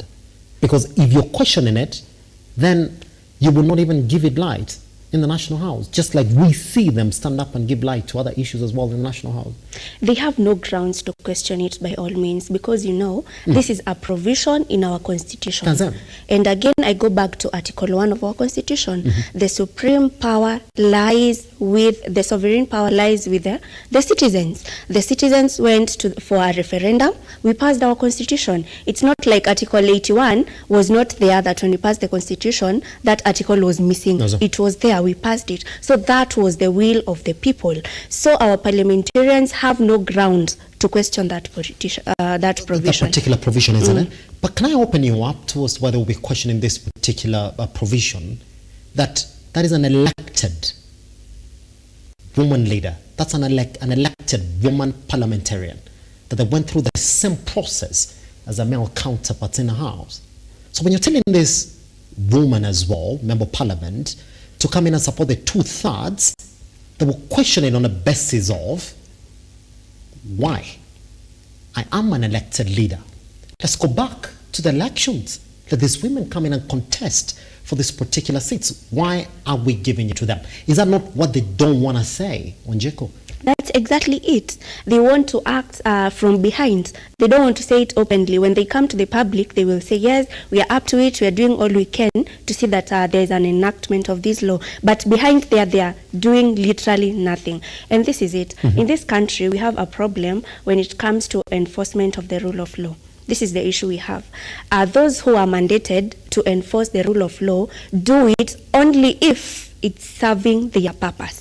If it doesn't serve their purpose or their interests, then they are not up to it. And there are two things that contradict each other. We have the issue of power in politics on one hand. On the other hand, you have the issue of policies and the process. And trust you me, you might have the policy, you might have the process to be followed, but as long as those in the political circle don't support it, then you can be sure it won't see the light of the day. And that is it. If our politicians, our elected leaders, are not in support of it, they just don't want to come out clean on it to the citizens. But that is why they are not acting on it. On the basis of them supporting it, I'm talking about these women leaders, do they have a point? On supporting? On not supporting it, Wanjeko? They really do. They really do. Because as an elected leader, as an elected female leader, it means there's work that you put to it. You went on the ground, you campaigned with your male counterparts, and that is how you clinched our position. So on one hand, I would be on their side, because I would also feel the pinch. I mean, if I did it, why not you do it? Do you have to be handed things? There's nothing that is handed on a silver platter. Yeah. We'll be coming to that. Thiongo, on your sentiments as well, just want to pick just a minute also before we go for a tiny breath and then come back and expand on this particular subject. Are we ever going to get the 2/3 gender rule? I mean, we've even had the scenario where the CJ, Maraga, if you do remember, advised President Uhuru Kenyatta to dissolve both houses because they were given a mandate to pass that law and they never passed it for 10 good years. And then they said, well, I mean, break that house They're just not passing a legislation that is within our constitution. Why can you not send them home? He advised him to break the entire house, which he didn't do. Why are we not getting that? Simba. First, you support it. Yes, I do support. But I think the genuine gender balance issue remains a work in progress. It is a work in progress, and I think the members of parliament are the ones who are derailing this issue. They are the ones who are derailing the issue, and I want to believe that it would be insane for a woman to go against that particular issue. Why? So, would it be insane for an elected woman to against it? Yes, it would be absolutely insane, because if you look at the issue of the 2/3, it normally affects the women. Yes. The women are the ones who are fewer in these positions. So it would be insane for a woman, an elected woman, to go ahead and go against such a bill, because it favors him and other women who are behind her, and other women who are behind her. But if you look at, again, the other side of the male representatives in parliament, we have seen leaders who have chauvinistic nature. You know, men who don't want to see women in this leadership position, men who don't want to see women scale up their political journey. And I think that is what is creating this rift. We have people who don't want this issue to pass at all. And that is where the problem is. Sazan, I'll be coming to you on that then, because now we've laid the introduction to that particular subject. We will see a couple of submissions that have been made by various parliamentarians on this issue. Those who have been, I would say, brave enough to stand in front of the House and talk about it. And we're going to make reference to even the previous House on the submissions that were made on it. So we see exactly where the problem is, because on this particular issue, even women parliamentarians who are elected in the National House are the ones who are getting the bigger blame. That indeed, if you decide to force those houses to actually pass this one, you can, but you're doing nothing, absolutely nothing about it. But then they also come in and say, we have a point. Let's then come back and talk about this online at Lookuptv across all your social media platforms. I am at Kiaga Semba. Once we come back, the Morning Drift continues.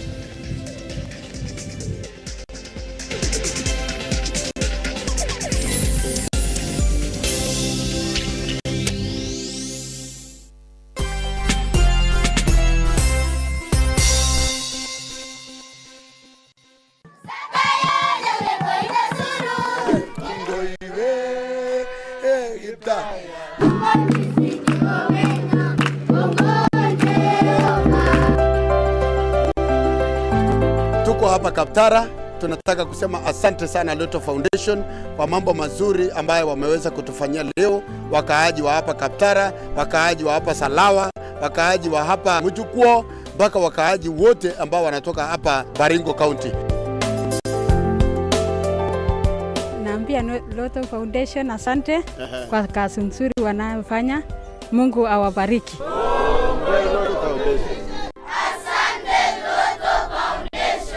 Every time you play Lotto, 25% goes to the RUTO Foundation, which supports our fellow Kenyans through various causes. Thank you for your help. Together, we are changing lives.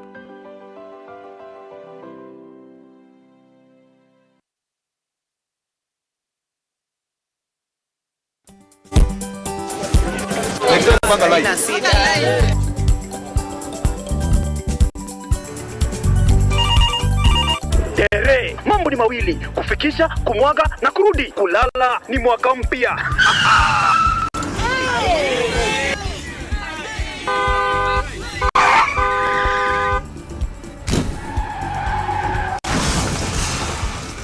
Muka we mse.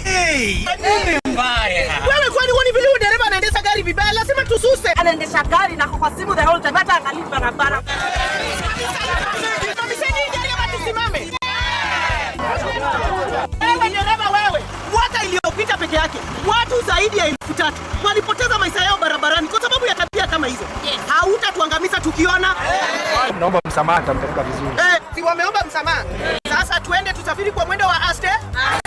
Dere Smart hufikisha abiria salama. Ujumbe huu umeletwa kwako na NTSA kwa ushirikiano na European Union. Are you a junior secondary school, a college, a TVET institution or a university and you want to advertise your intake? Book now and advertise with us today on both Lookuptv and all our digital platforms. Call us today.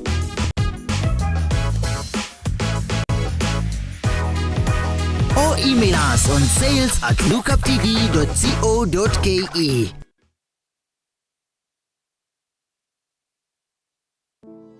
Save a Life is a non-profit organization that has taken the front line in transforming lives in the entire country. So far, we have transformed life of over 100,000 people through our programs, which include medical support, youth empowerment, street family program, feeding program, and climate change.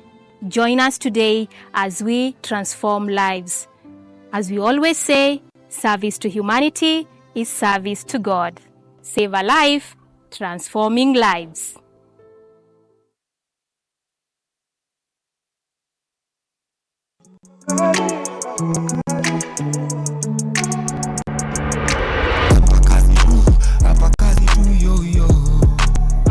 Hapa ndio leo nimefika tuweze kuangazia biashara ya mashini za tarakilishi. Sasa hii ni mwaka wangu wa 4. Fourth year. The fourth year. Mfululizo. Nilikuwa nimeandikwa kazi ya kuuza bado computer. So through that nikapata knowledge yangu ya kwanza. Every business person kwa mind yake inakuanga ku grow, how will be bigger ever.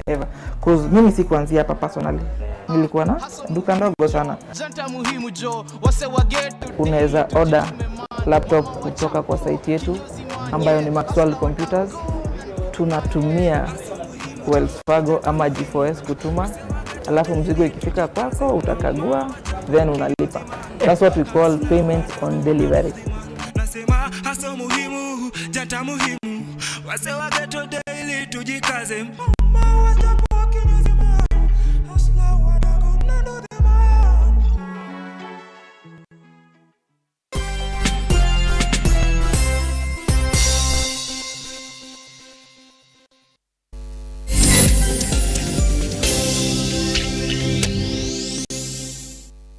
All right. Let's talk about it then. I'm also going to get you a story that we've done right here on Lookuptv. That's on www.lookuptv.co.ke. That is essentially then opening up to the topic that we're discussing this morning. Members of Parliament are now in a fresh push to have gender rule implemented. The story that we did on 29th. Good. Now, here's the thing. That these law changes are supposed to achieve the elusive 2/3 gender rule at the National Assembly and the Senate. They essentially are acting on changing constitutional amendments to the elections law that have been recommended by multi-sectoral working group to provide for gender top using party lists. Now, this is what they're saying. Rectangular members of parliament that the proposal is close to the practice currently being used in the county assemblies to achieve the gender rule. Now, let's see how it is, because the president has been pushing for this as well. He appointed this particular group that has essentially given the National House these proposals. They've recommended that the Political Parties Act 2011 be amended to provide for establishment of the Women Inclusion and Political Participation Fund for purposes of financing education and training, mentorship and capacity building, including support for women seeking elective positions. Let's look at where we are in these numbers that we're talking about this morning, and we're going to keep on referencing to this story that we did here. Now, the proposal is a top-up of the 40 women in the National Assembly and the Senate. Currently, as it is, Let's look at it. A total of 76 women were elected to the National Assembly in 2022, comprising of 47 women representatives and 29 women elected to represent single-member constituencies, which is a 30% increase from 2017, where only 29 women were elected, while the Senate comprises 3 elected women and 16 nominated ones. Gonna start from there. Wanjiku, that if we're indeed going to succeed in this conversation, we have to start from the political parties. We were saying that these political parties, number one, have to begin a fund to educate, train, and promote these women going for these particular positions.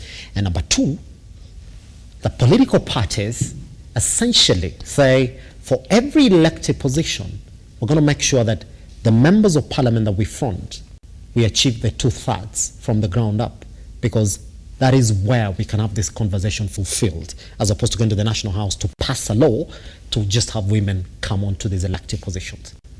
Thank you, Simba. I concur with the findings of that multi-sectoral working group. This is because the only and the easiest way to achieve the 2/3 gender rule will start from our political parties. And that is when we use the top-up model, that after the elections, the political parties then come in to top up these positions so that we achieve these principles. So the political parties ought to be the big players towards the realization of this principle. And it's workable. It can be achieved. It's working in our county assemblies. Why not in our Senate and our National Assembly? Yes. If it means that we amend our Political Parties Act, we also amend our Elections Act, so be it, as long as we have an enactment of a law that is in line with the provisions of the Constitution. Yes. And let it be something that is realistic. Does it? Because I was reading these bills that have been presented to our parliaments, and I remember coming across one bill that was even suggesting that we have set constituencies that are for women only. I mean, such things are not workable. Let us be realistic. Whatever is being brought forth, let it be workable. And that is why I'm supporting this finding of this working group, because it's very, very realistic. Yes. We just have to wholly involve our political parties. Pretty much. Yeah. Are we not creating the same scenario that we've ended up creating for the women representatives, where a majority of people have questioned the function of the woman representatives? That if you do that, you're essentially then saying, go back to the political parties and create a position called woman representative. At a time when this position that was also created by the Constitution is getting questioned and heavily at that.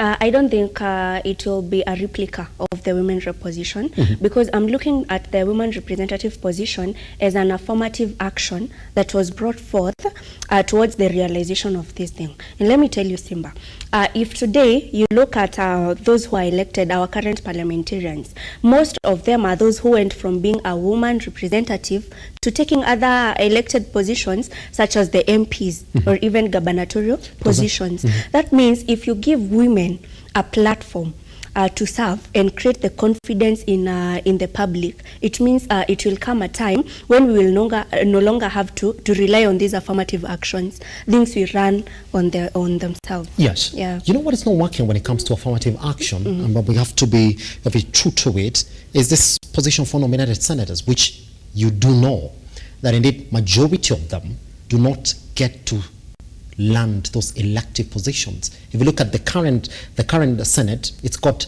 3 elected and 16 nominated. Are we saying we're going to keep on creating these positions for women, but then at the end of the day, they don't make it back? Is that where the problem is? That you can create these positions, but there's something missing in between. That even majority of these women representatives, again, not all of them make it to elective positions, isn't it? So where is the problem? Is that why somebody's looking at it somewhere and then saying, are you not just creating another position for a women representative in these political parties? But after 5 years, majority of them will never make it back once you make the level, the playing ground level. Simba, I still insist that it's still workable. The issue then is that our political parties end up nominating people who are not equal to the task. Yes. They nominate people in their areas of weaknesses. Definitely, if you're nominating someone in the name of you're rewarding them for having supported your party, it means they're not going to deliver. They won't do anything. And that is why the public won't have the confidence in them. Yes. Do you know what? And I'm going to come back to you as well. But even this law change, the couple of guys who've questioned it, we do know very well that there are nomination elections that happen within these political parties. That indeed, for you to get nominated, you have to campaign for yourself. In fact, there are party elections that normally happen for these particular positions. And that's why a majority of them are saying, what if I don't get fronted by my political party, but then the people down there would vote for me as a woman leader? Is that why majority of even these women have not come out outrightly to say, we do support this law change? That once it lands at the National House, when you look at it in black and white terms, that even when we go back to the political parties, some women would oppose it knowing very well, I have a chance with the people if I essentially go through the natural way of going back to the roots, campaigning, and then after that getting elected to this position within my political party. Thank you, Simba. And I want to agree with Wanjiko here.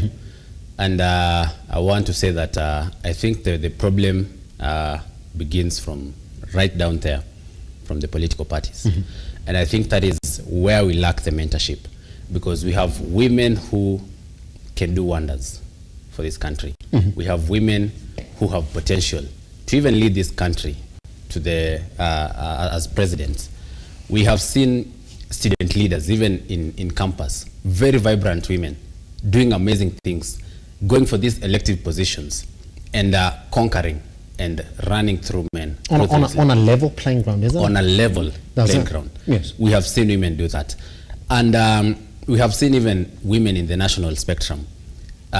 Women like, the governors that we have, the 7 governors, doing wonders, others going even for their second term, getting re-elected. And that shows how powerful women are. But the problem goes on, or the problem is down there in the political parties. They lack the mentorship. They lack the actual mentorship. You find that somebody has presented, a woman has presented herself for a particular position, but then there are some certain constraints that women face that men do not face. One, financial resources to do their campaigns.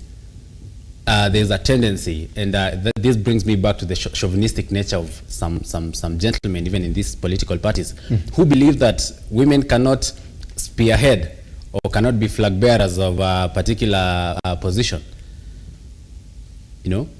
They feel like putting money towards a woman candidate is like wasting money. We've seen Kawera Mwangaza, who went on an independent candidate and ran through heavyweights. Is that no testament that some women believe that indeed it should be level? Yeah, that's why majority of them are not even coming out to support this one. That we have examples of women who have excelled through the system that is currently is.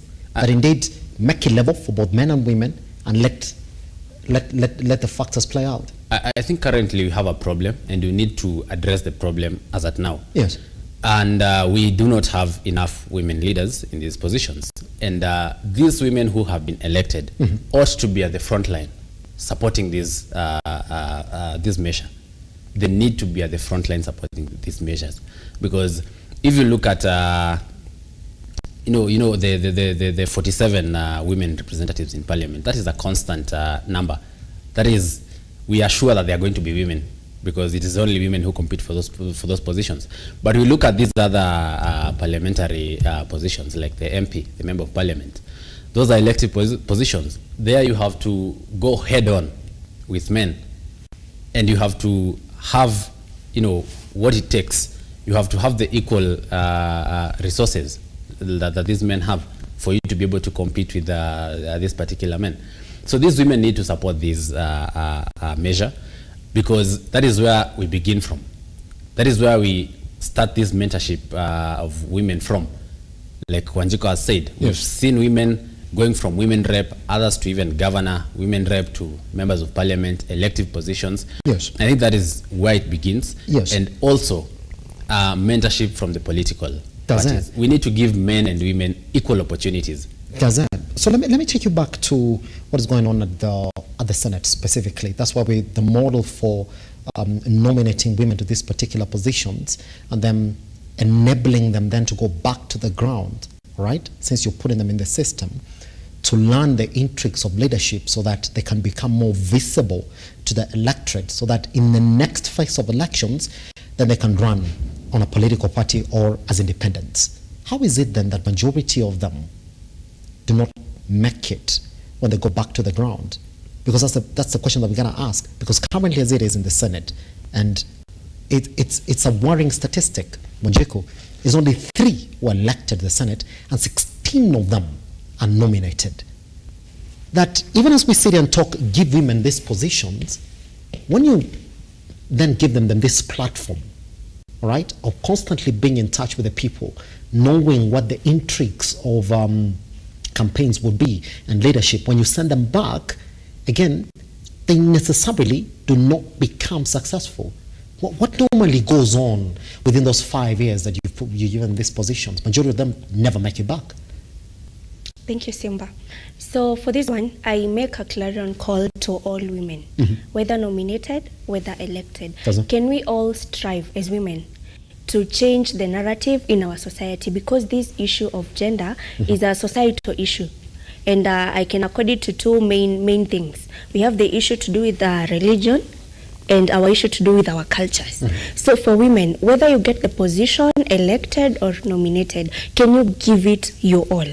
Can you serve the people?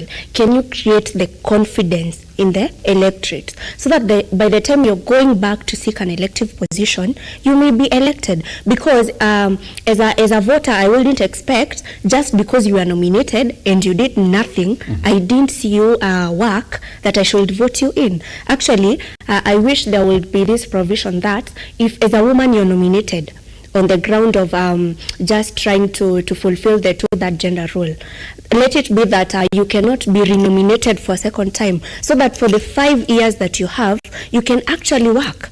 And if you are a serious politician, if you really want to excel in serving the people, you put your all in your 5 years.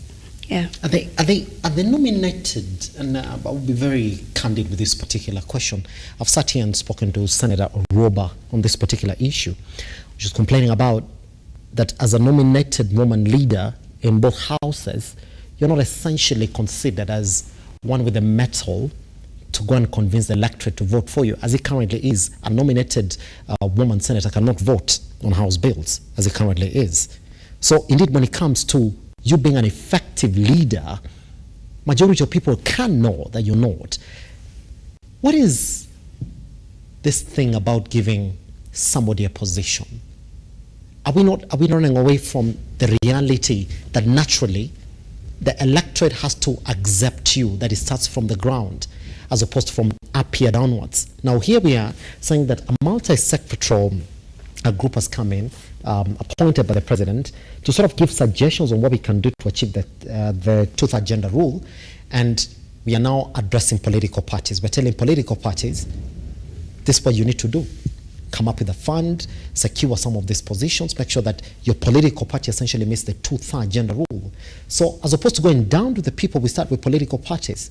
It is ever started from the National House. There are bills that are there, but nobody wants to look at them. That if you address it from up here, they might not look at it. And we're also going to the political parties who might choose also not to look at it.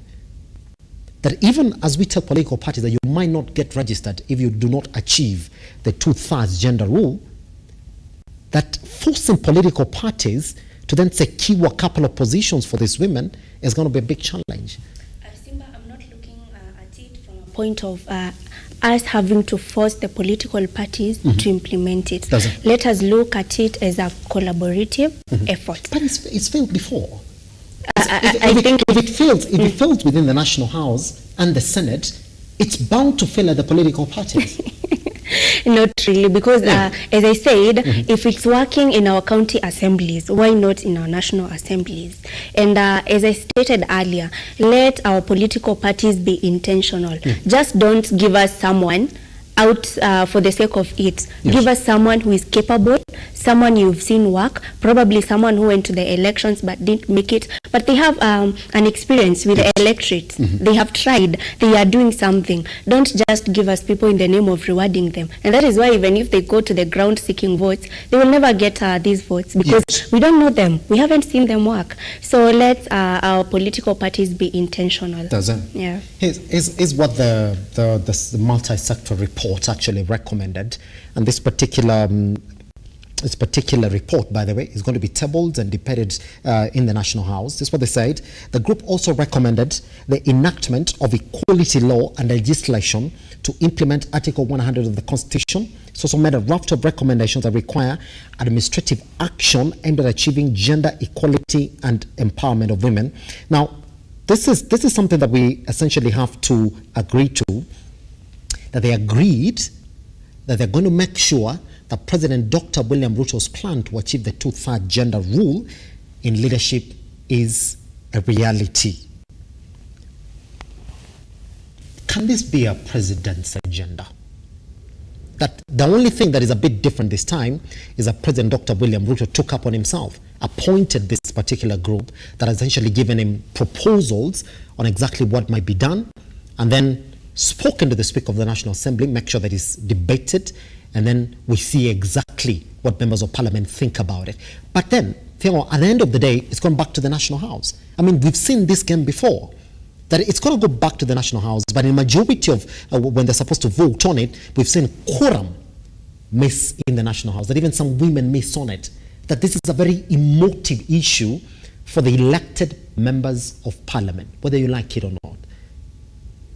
I think, Simba, the president is best positioned to, spearhead this move. What can he do? He can do a lot. He is the president of the republic, and let me tell you what he can do. Members of Parliament, the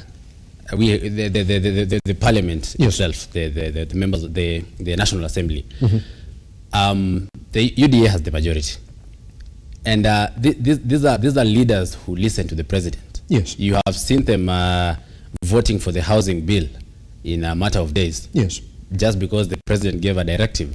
And so seeing the president spearheading this move is actually the best thing. Yes. And we are actually likely to see progress soonest. Yes. Because it is just a matter of directing the members of Parliament, who are the majority, to just pass the bill. And it, in just a matter of time, it's going to be there. Does it? Yeah.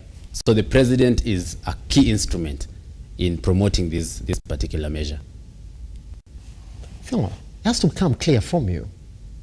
I mean, what is different from what the CJ did by advising the president to go in and nullify both houses upon the basis of them not passing, this? That even when the president picks this as his personal agenda, it's still going to go back to the National House. That they have to talk about this particular report, debate it, and then after that, vote on it to see if indeed they can pass it into law. It's failed before, that the only thing that is different this time around is merely a multi-sectoral report. It's not the very first time we're talking about this. In the other parliaments as well, we've spoken about it over and over again. This time around, it's different in this manner. We are seeing the head of the republic, the president, spearheading this particular issue. Yes, and that makes it different from the other years, because if the president wants it to happen, it is going to happen, because it's just a matter of influence. We may not want to agree, but members of Parliament listen to the president. Again, this is a bill that is of benefit to women. Who would want to go against such a bill, especially after a president's directive? It is an issue that is not, causing any harm to anybody. All we want to do is promote our women. Everybody is born of a mother. Everybody has a sister or a cousin who is a woman. why would you go ahead and go against such a bill when you are promoting that young sister of yours, that young cousin of yours who is a woman in the future? That is what I'm saying. This time round, it is quite different, and we are likely to see the move succeed. Let's look at the numbers at the Senate itself as it currently sits, Wanjiku. 3 elected, 16 nominated. Before we look at the numbers also at the National Assembly. Now, let's look at 47, all right, women who are representatives and 29 elected to represent single-member constituencies. But when you look at exactly what we should have, 14 should be elected in the Senate and 26 should be elected in the National Assembly without even the representatives, because there's a position that has essentially been given to them. When I say them, it is the women leaders in the country.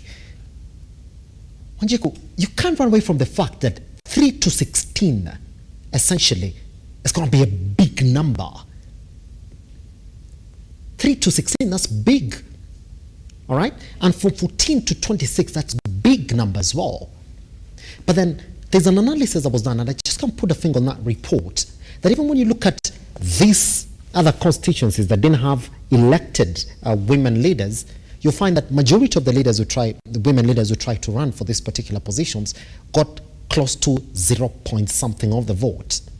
Other constituencies were completely missing women leaders or front runners in the top 7 positions, telling you how dire this is in some of these constituencies. Thank you, Simba. Yes. As I stated, it's a societal issue. Yes. We don't have to keep blaming the fact that there is no law towards the realization. Then what are we changing a societal issue through law? Yes, we can. We can't change a societal issue through law, but then that will be a step towards the right direction. Which means then, are we not forcing leaders on this particular constituencies? No, we are not, because what you're trying to do is Yes. is to create an affirmative action in a way that you empower more women, you bring them to the limelight, Yes. such that in the next elections they are able to seek the elective positions. But it's something that's happening in the Senate currently as it is, and it's not working. But when you only have 3 elected women leaders, that from time to time, every time we have a new house, at the end of 5-year cycle, we nominate others. At the end of a 5-year cycle, we nominate others. That we've tried it before, that particular experiment seemingly is not working, Wanjiku. So when you look at it like that, and we're now telling political parties, you see, within your political parties, come up with a fund. Number 1, to empower these women who may want to do proper campaigns. Number 2, also keep on educating them on the local political scene, on exactly how to go about leadership, so that now, once these women are fronted, they're as strong as they can be. It's good that we're talking about empowering them financially and education-wise. But that example is happening in the Senate. But then again, when we go back to the election after 5 years, it's only 3 in the current parliament as it is. It's true, Simba. I agree with you that that is the reality on the ground. But let us be hopeful, let us be optimistic, that if we put forth the right measures, we will be towards the right direction towards achieving the 2/3 gender role. However bad it might look for now that we are only having 3 elected senators, I believe someday we will have them on an equal measure. We will even have more women elected than men. But before then, let us put measures. Let us empower these women to get there. Remember, I said the affirmative actions that are being taken, they are not permanent. They are for a time being to get to where we want to be. When you're giving women funds, when you're educating women within your political party, won't the men leaders also question why they're not getting the same support within the political party? And remember that indeed these political parties essentially receive funds by the virtue of the political parties constitutionally. Is education and funding the problem? I think I want to agree strongly with Wanjiku that indeed this is a societal problem. It is an issue of, cultural norms that have been there from time immemorial that, view women as, subordinates of men. Yes. But gone are the days. This is the 21st century. And I think I would want to call upon, even members of the public to not judge these women so harshly. Because it is very unfortunate, Simba, that you will find a woman, putting herself out there and wanting to go for a leadership position. But then they're asked so many questions that men are not asked. Women are asked, are you married? For us to trust you in this position. That is not a question that men receive, which is rather very unfortunate, because how is your marital status equivalent to how you're going to lead people? Yes. We have seen people who are not married and they've done quite a number of things. Women are asked, do you have kids for us to know that you can take care of, that you've taken care of a family and now we can trust you with a constituency? Yes. But those are not questions that men face. And this makes it so hard for women to scale up to these positions, which is rather unfortunate. That's what I'm saying. It is a societal problem. Yes. And it's just a matter of people changing their mindset and looking at women equal as men. And I loved what the president said during the Homa Bay Investment Conference, that if you have the opportunity to elect a woman leader in your county, do so. And that's the beginning of the campaigns we are talking about. Yes. Because if the president can tell people that publicly, then at least we are headed somewhere. We are headed somewhere. Because it is putting trust in the people that, even the president believes that women can do something. What makes me not doubt these women? Yes. This is a question that we're going to put to you as well, for the people looking at it critically. That even the president taking this as his personal issue, again, becomes of a bit of a challenge, because the president doesn't enjoy support from both sections of the National House. That it should be approached a bit differently. That, well, me as the president, I've said I'll achieve this. But the same people are supposed to help you achieve this, and the same people might want to oppose you.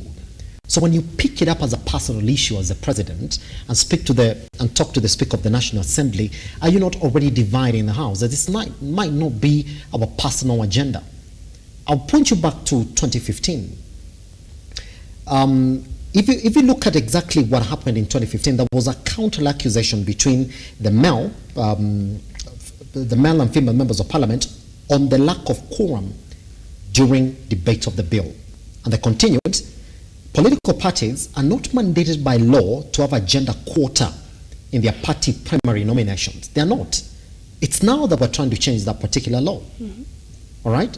And that's what the president is introducing now. That go back to the National House, make sure that these political parties essentially achieve this quota of 2/3 once they go for nominations. But then it doesn't stop us from saying that it needs to end there, because even once they achieve this, when they go back to their party primaries, it is one woman for each elective position. Or can you make sure that in your elective positions you do have a woman leader? But then, on the virtue of the fact that we have a lot of political parties on the ground, are we not then exposing the same women that we want to rise to these leadership positions to other men from other political parties? Going to say that whatever it is that you do, even within the political parties, if you're not solving the cultural problem in this country, then you're still going to go back to the same thing that you're talking about, status quo, where you have more men again rising to these positions than men. Thank you, Simba. Yes. Allow me diverge from that point of view. And this is my look from it, that this is not an initiative from the president Actually, it came from the National Dialogue Committee that gave it as a proposal in their report that can we relook into this two-third gender issue. And that is when the president created this working force. And the great thing about this time is that I think there is enough lobbying that is being done. And as I said, we have to start with our political parties. On Tuesday, I saw the CS for Gender, Aisha Jumwa, meeting with Raila Odinga.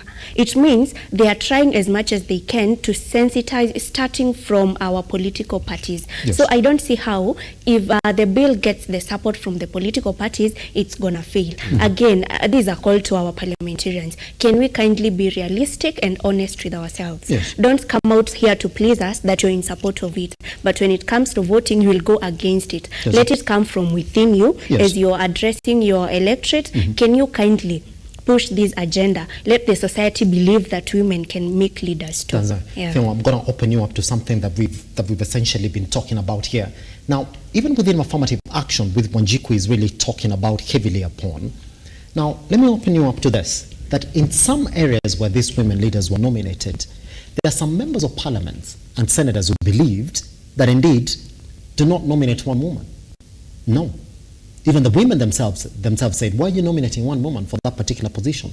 Why can't you nominate them?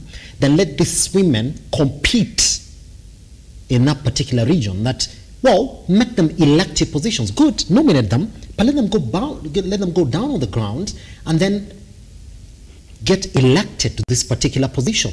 That in a way, what you're doing is that you're removing bias from among the women themselves, the leaders that you essentially want to front to these particular positions. That indeed, at the end of the day, you are presenting these women that you've nominated to these nominated positions to the electorate. Then the electorate will decide who among those women from the get-go, not after 5 years, from the get-go, who's going to represent them properly. I think that's a wise move. And I think that would remove the biasness that we are talking about, because if you nominate these women and you send them back to the electorates and tell them, you know what, select the one that you identify with, select the one that you feel is gonna bring development to you or something substantial to you. I think that's a move that should be welcomed. And it's going to solve a lot of this thing we call favorism. People feeling that somebody has been nominated to this particular position because of a reward or because they supported somebody. And I think it's a move that, in my opinion, I would really welcome. Does it? Pretty much. Now the question then becomes like this. I mean, Wanjiku, just want to point you out to the president's promise when he was campaigning. He said that, well, it's going to take up this as a personal issue. He did promise women, among other issues, is helping achieve the Elusivetwo-Third. Does that paint it as a RUTO agenda as opposed to a Kenyan agenda? I think it is not only William Ruto who promised two-thirds gender rule during the campaigns, because even the azimio side also was so heavy on that particular issue. And that shows you that it's a gap that is there that needs to be addressed. And so there's no crime in Ruto proposing that particular issue. But he's speaking it as a personal issue. I think it's my promise that I'm going to achieve it. For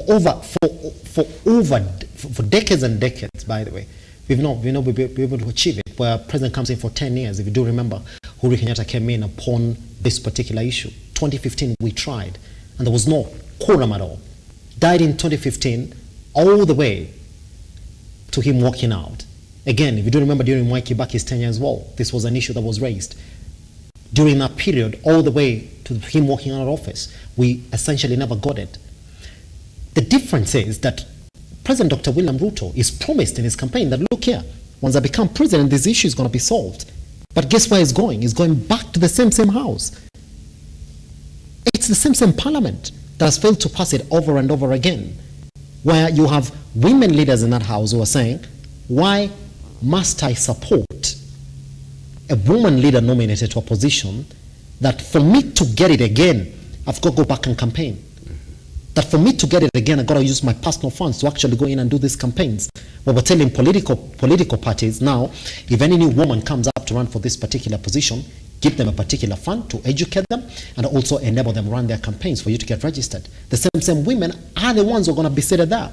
Because there was an in-blaming between the female members of parliament that they really didn't find it okay with them, since they rose to these positions based on facing the electorate and the men on these elected positions. So when Ruto says, well, it's going to be my personal mission, he's come in, appointed a multi-sectoral group that have come with proposals, but then again, sending it back to the same parliament that have issues with even affirmative action. I think like what Wanjiku has just stated, yes, that if we have political parties supporting this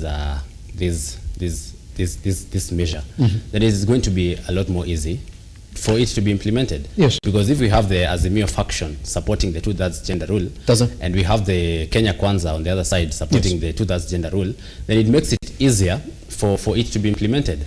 We have seen the president, all out, saying that this was my promise, like you've just said, and I'll go all out to make sure that I have achieved it. Yes. And that makes it even better and makes it even easier for implementation, because we have the political parties supporting it, we have the president supporting it, and that makes it a lot more easier.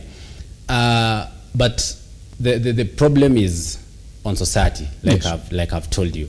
Because even if we implement it and send these women, to go and we give them the advantage, or the equal platform with the men, and send them back to the electorates. If the electorates have the same mindset that they have, then it's just zero work. We're just circulating in the same, circulating in the same position. Moving here, and we're going back to the same position. Wanjiku, just a lot, and maybe you can help us look at this particular issue, that even the women leaders themselves might not essentially be supporting this particular move to change the law to have political parties meet the quota first before you get registered, then to go to a national election. But then, these positions that are meant for women are not essentially a new thing for the Kenyan electorate. Now, let's look at where we are, that every other census, the census we did leading to this general election, essentially showed us that women hold slightly above 50% the population in this country. 50%, just slightly above 50%. That indeed then, if you're going to go into an election and then you tell women to vote for women leaders in this country, spontaneity will say, well, women are going to win in a natural case scenario.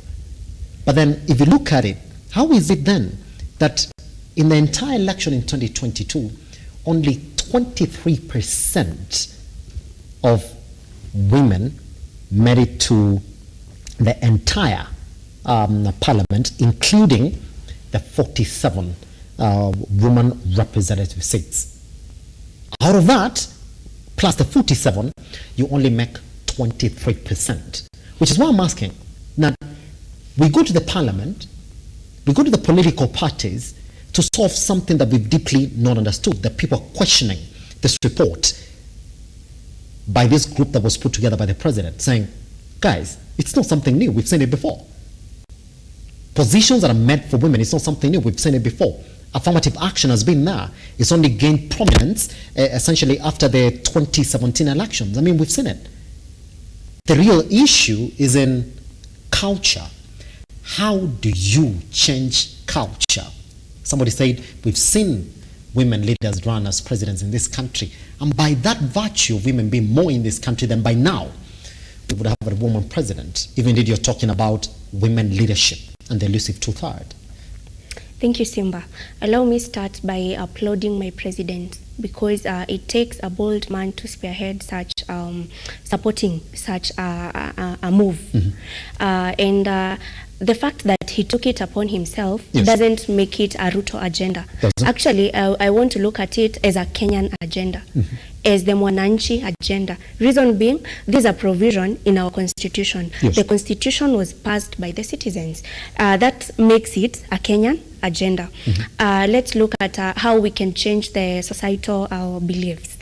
Remember, this is not something that you can achieve overnight. It has to be done over time. Yes. And on this, I wouldn't expect that a woman comes from nowhere without the empowerment, without the knowledge, and leads from nowhere. And that is why we are saying, let us give these women positions, nominated positions. Let us give them a platform to prove themselves. Let us give them a platform to serve Mwananchi. And if indeed you please the Mwananchi, it definitely changes the mind of the society when it comes to women in leadership.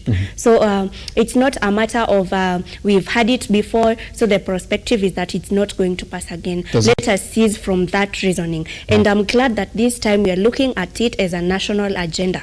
We are not looking at it from our different political factions. That is the beauty about it this time round. We are not looking at it, this is a Kenya Kwanza agenda, so as Azimio, they are going to oppose it. We are looking at it as our agenda, as a Kenya as a whole. Yes. And I am certain that this time round it will pass. Is it a Kenyan agenda? It really is. Look at Article 81. What makes you say it's a Kenyan agenda? Because that was the decision of Wanjiku and the Kamaus of this nation in 2010. Good. That Article 81 essentially says women leadership and attaining the 2/3 is essentially what we voted for. But then in the true honesty of our culture, which is what we're saying, that even constitutions, they address cultural issues, but on these elective positions for women, I think it's a Kenyan agenda. I'm looking at this point again, as I said. We are not looking at it from the different divisions that we might have, be it politically, be it religious. We are taking it upon ourselves, we as a whole.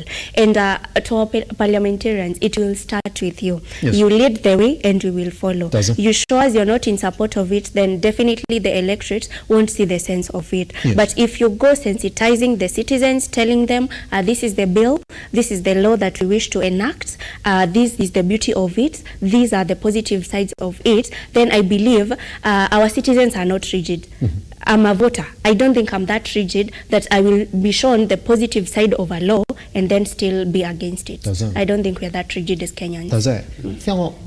Let's open the scope of this conversation. I want to point you out to exactly what is even happening across Africa, or even in our neighbors' juries. Let's see exactly what happened. What has happened in Tanzania and Uganda, who are among the others that have also implemented some form of reserved seats for women in their parliamentarians, something that we envisioned in the BBI report. Again, Wanjiku, which you know very well, majority of people turned down. They say we can't have extra constituencies that are just meant for men. What is this? You can't have additional seats that are just meant for women in these proposals. Remember, BBI essentially was talking heavily on representation, why we feel alienated as some leaders who've lost an election, and as women who are not essentially envisioned in 2/3. They said, you know what you do? Introduce more seats for women. That's what BBI did, and we said, no, your president, our president included. Good. We continue then. If you look at what we've done in March, by the way, Nigeria lawmakers voted down a suite of 5 women-focused amendments to the constitution, including one that would have created additional seats reserved for women for each state in Nigeria's Senate and House of Representatives. Again, in Nigeria as well, the same bill that have created 16 additional seats just reserved for women in Gambia's National Assembly did also not make it due to a lack of quorum. Sort of reading from the same script as the Kenyan politics, Wanjiku. That yes, Article 81 has essentially told us this is exactly what we need to do. BBI came in to amend it. We didn't vote for it, in favor for it. If, in fact, some women leaders as well, if you do remember, Wanjiku, are the ones who were completely opposed to the proposals of BBI. So, yes, introduce these women seats now, but at what cost? Can we first invest in changing our culture? Are we excluding men from this conversation? Educate men on the importance of their seats. Educate men on women leadership. Enable men to see the positive side of women leadership. Before then we say, yes, now give them positions. Because the problem, as it is, it's not just on men. Because even women are voting against BBI. I mean, if there was anybody who was going to support BBI, it would have been women, because it gave us a spot-on solution to this conversation that we're talking about here. Thank you, Simba. Yes. Yeah, I agree with you that what we need to do is invest in changing our culture. Yes. Because I wouldn't want to support a move of creating additional posts for women. Yes. Because I think we already have enough. We already have 47 women Yes. representatives as part of affirmative action. That's it. And bearing in mind and having in mind the economic times that we are in, we cannot afford as a country to have additional seats for women. What we need to do is invest in changing the culture, educate people, educate the common mananchi, Yes. mentor these young women, introduce those political party quotas. That is what we need to do, because adding additional seats in additional positions is quite detrimental to the country and even the economy. Yeah. And in this world, and even in our society, nothing is handed. You just cannot hand over things to people. If you hand, 70 positions for women, the men are not going to be comfortable about it. And it makes a lot of sense, because they are going to be asking, why are we handing just things freely to women? There's something that I want us to read together. Maybe place it. So, Wanjiku, I want you to listen carefully, because now we're talking about this particular conversation on the back of the G7 group. That the 7 elected governors who've looked at the problem of women leadership and the Elusivetwo-Third, and they're saying, well, we have to start doing something about it. And we looked at it together as a production, and then we said, we're not feeling where it's headed. It's sort of like a motivation, and I want to read it. So this is the chair, COG, that is Anne Waiguru, who's the governor of Kirinyaga County. This is what she's saying. Now listen, that the strategy for the G7 is to amplify the collective voice of women on national and gender issues, create a women leaders networking platform across various sectors, and facilitate mentorship between seasoned leaders and emerging women and girls. That's what she said. She also continues that our vision is to have women-led counties delivering on the promise of devolution, and together I believe we can do it. I also encourage more women to take up political and governance positions, and not to shy away from venturing into their fields of interest. That's what she said. But I'm going to read for you again what she said. She continues that as women governors, we are focused and determined to ensure that we bring positive change and stand together towards ensuring that more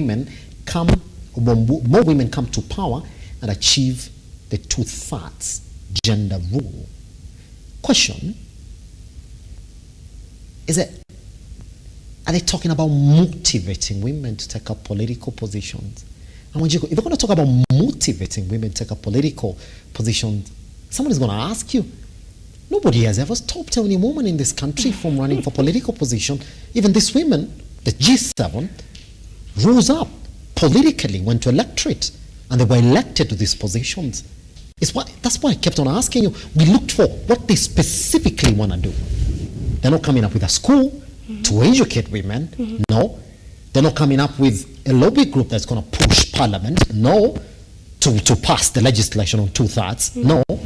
They're not even talking about the multi-sectoral group report that's going to be tabled in parliament. They're going to give their voice behind it and even lobby demonstrations across the country so that the parliament passes it. No, Wanjiku. They're talking about delivering on devolution, one, promoting women and encouraging women to get into leadership position, which is the same thing that we're talking about here, Wanjiku.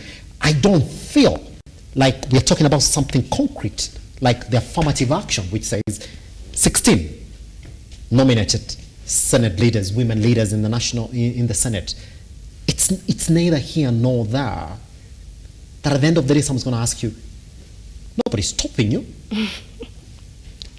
Simba, I concur with the sentiments of the CUG about the G7, and this is it. I think by the dint of them serving as our women governors is one step towards empowering more women.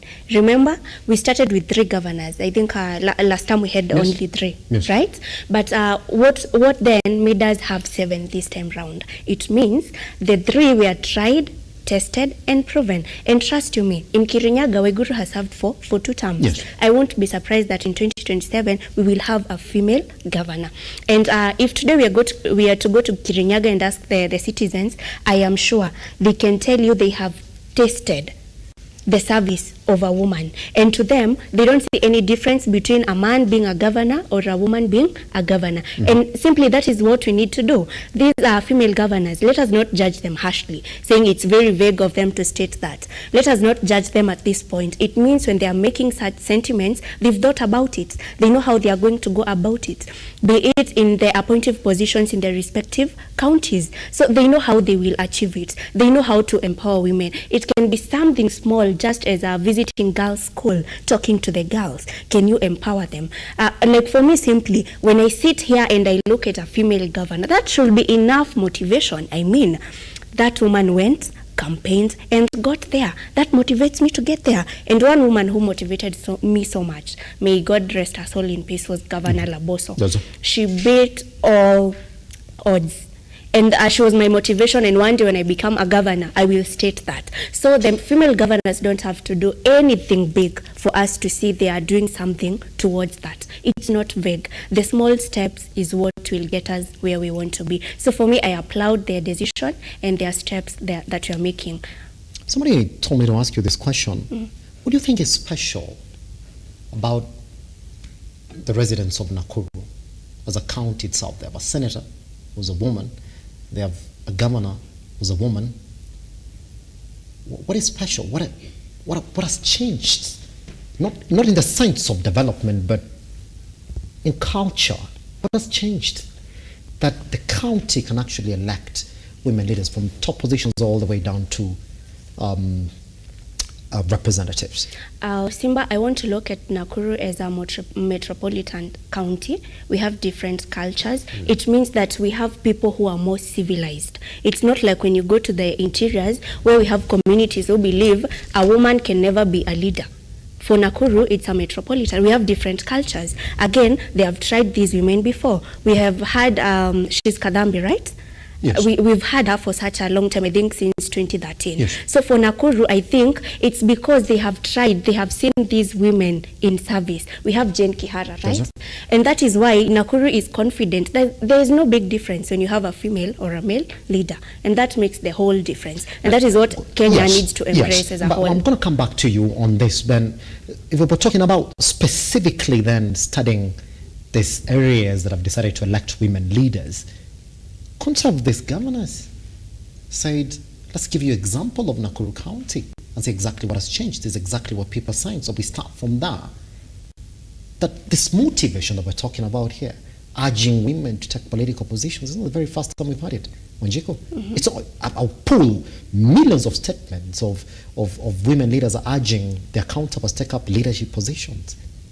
That indeed, if we're going to talk about something, then let's talk about culture. Then let's do a deep study of what is really going on in Kenya. Why don't women support other women leaders to these positions? We start from there. Then probably go to Nakuru and say, well, this is exactly what's going on.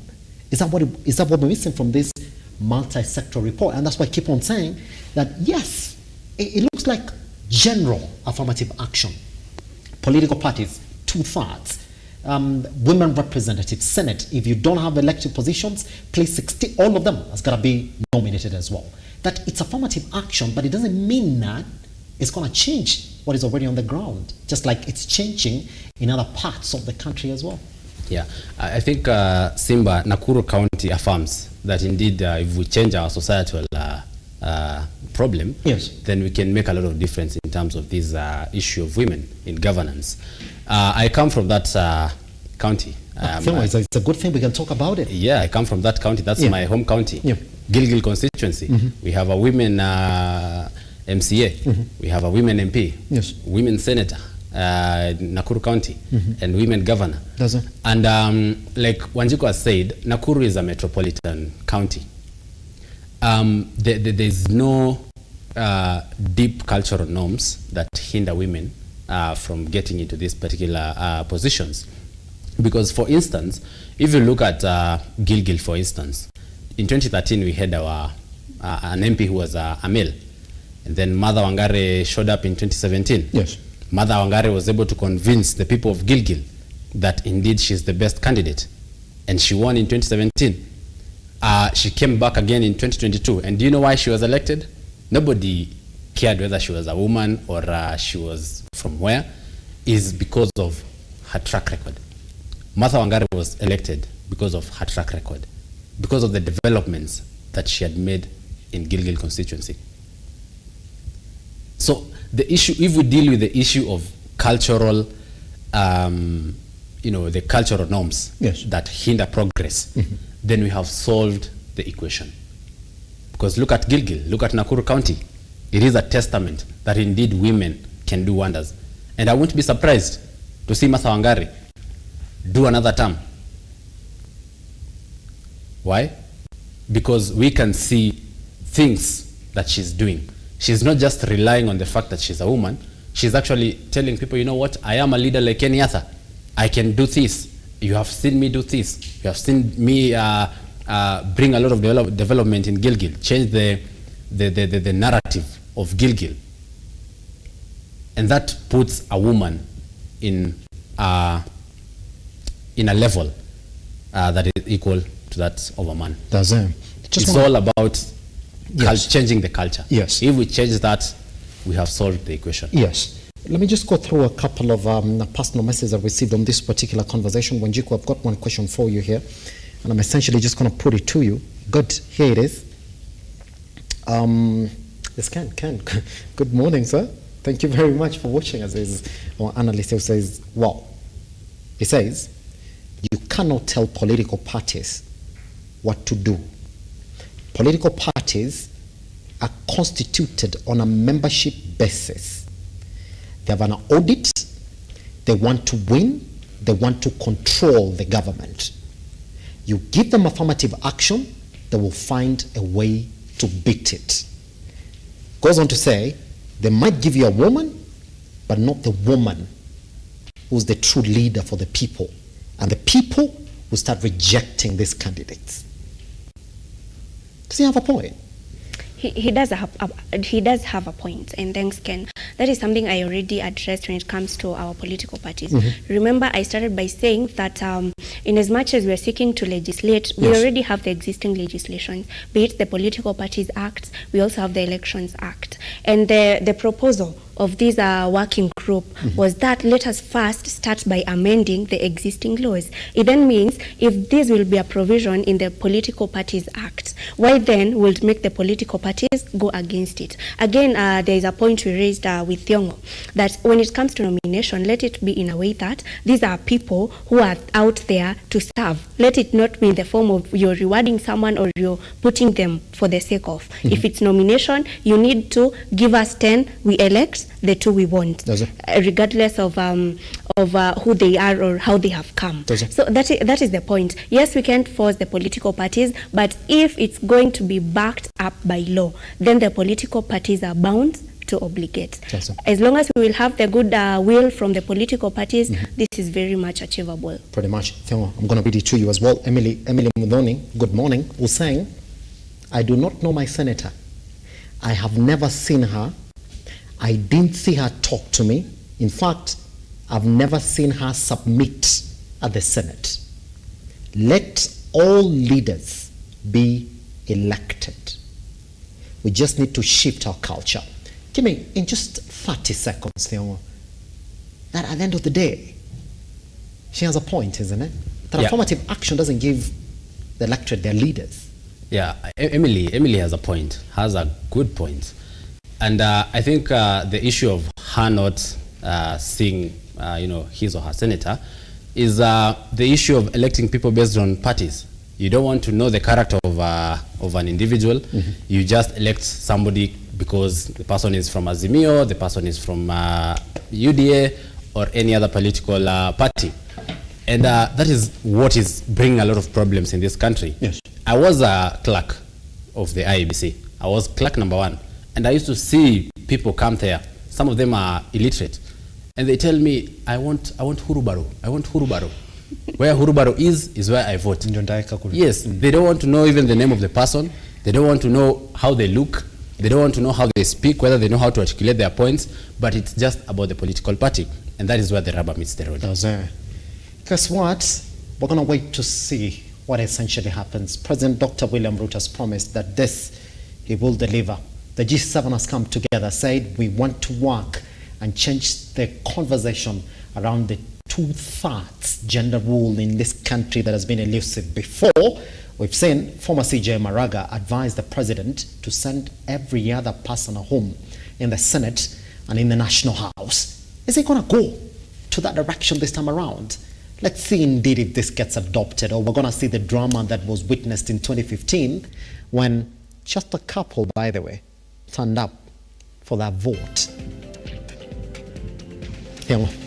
Wanjiku, thank you very much for coming by. Take them back online at Lookuptv across all your social media platforms. I am at Kianga Simba. I'll see you tomorrow for the Friday edition. Goodbye.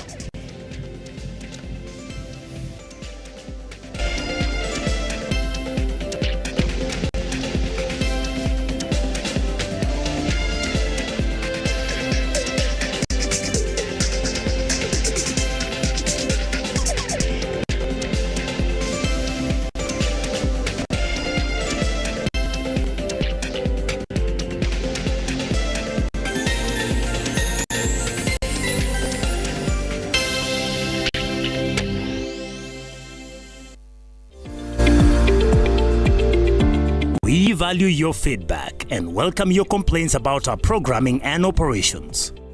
Feel free to get in touch with us through 0700 893 542 or send us an email to info@lookuptv.com.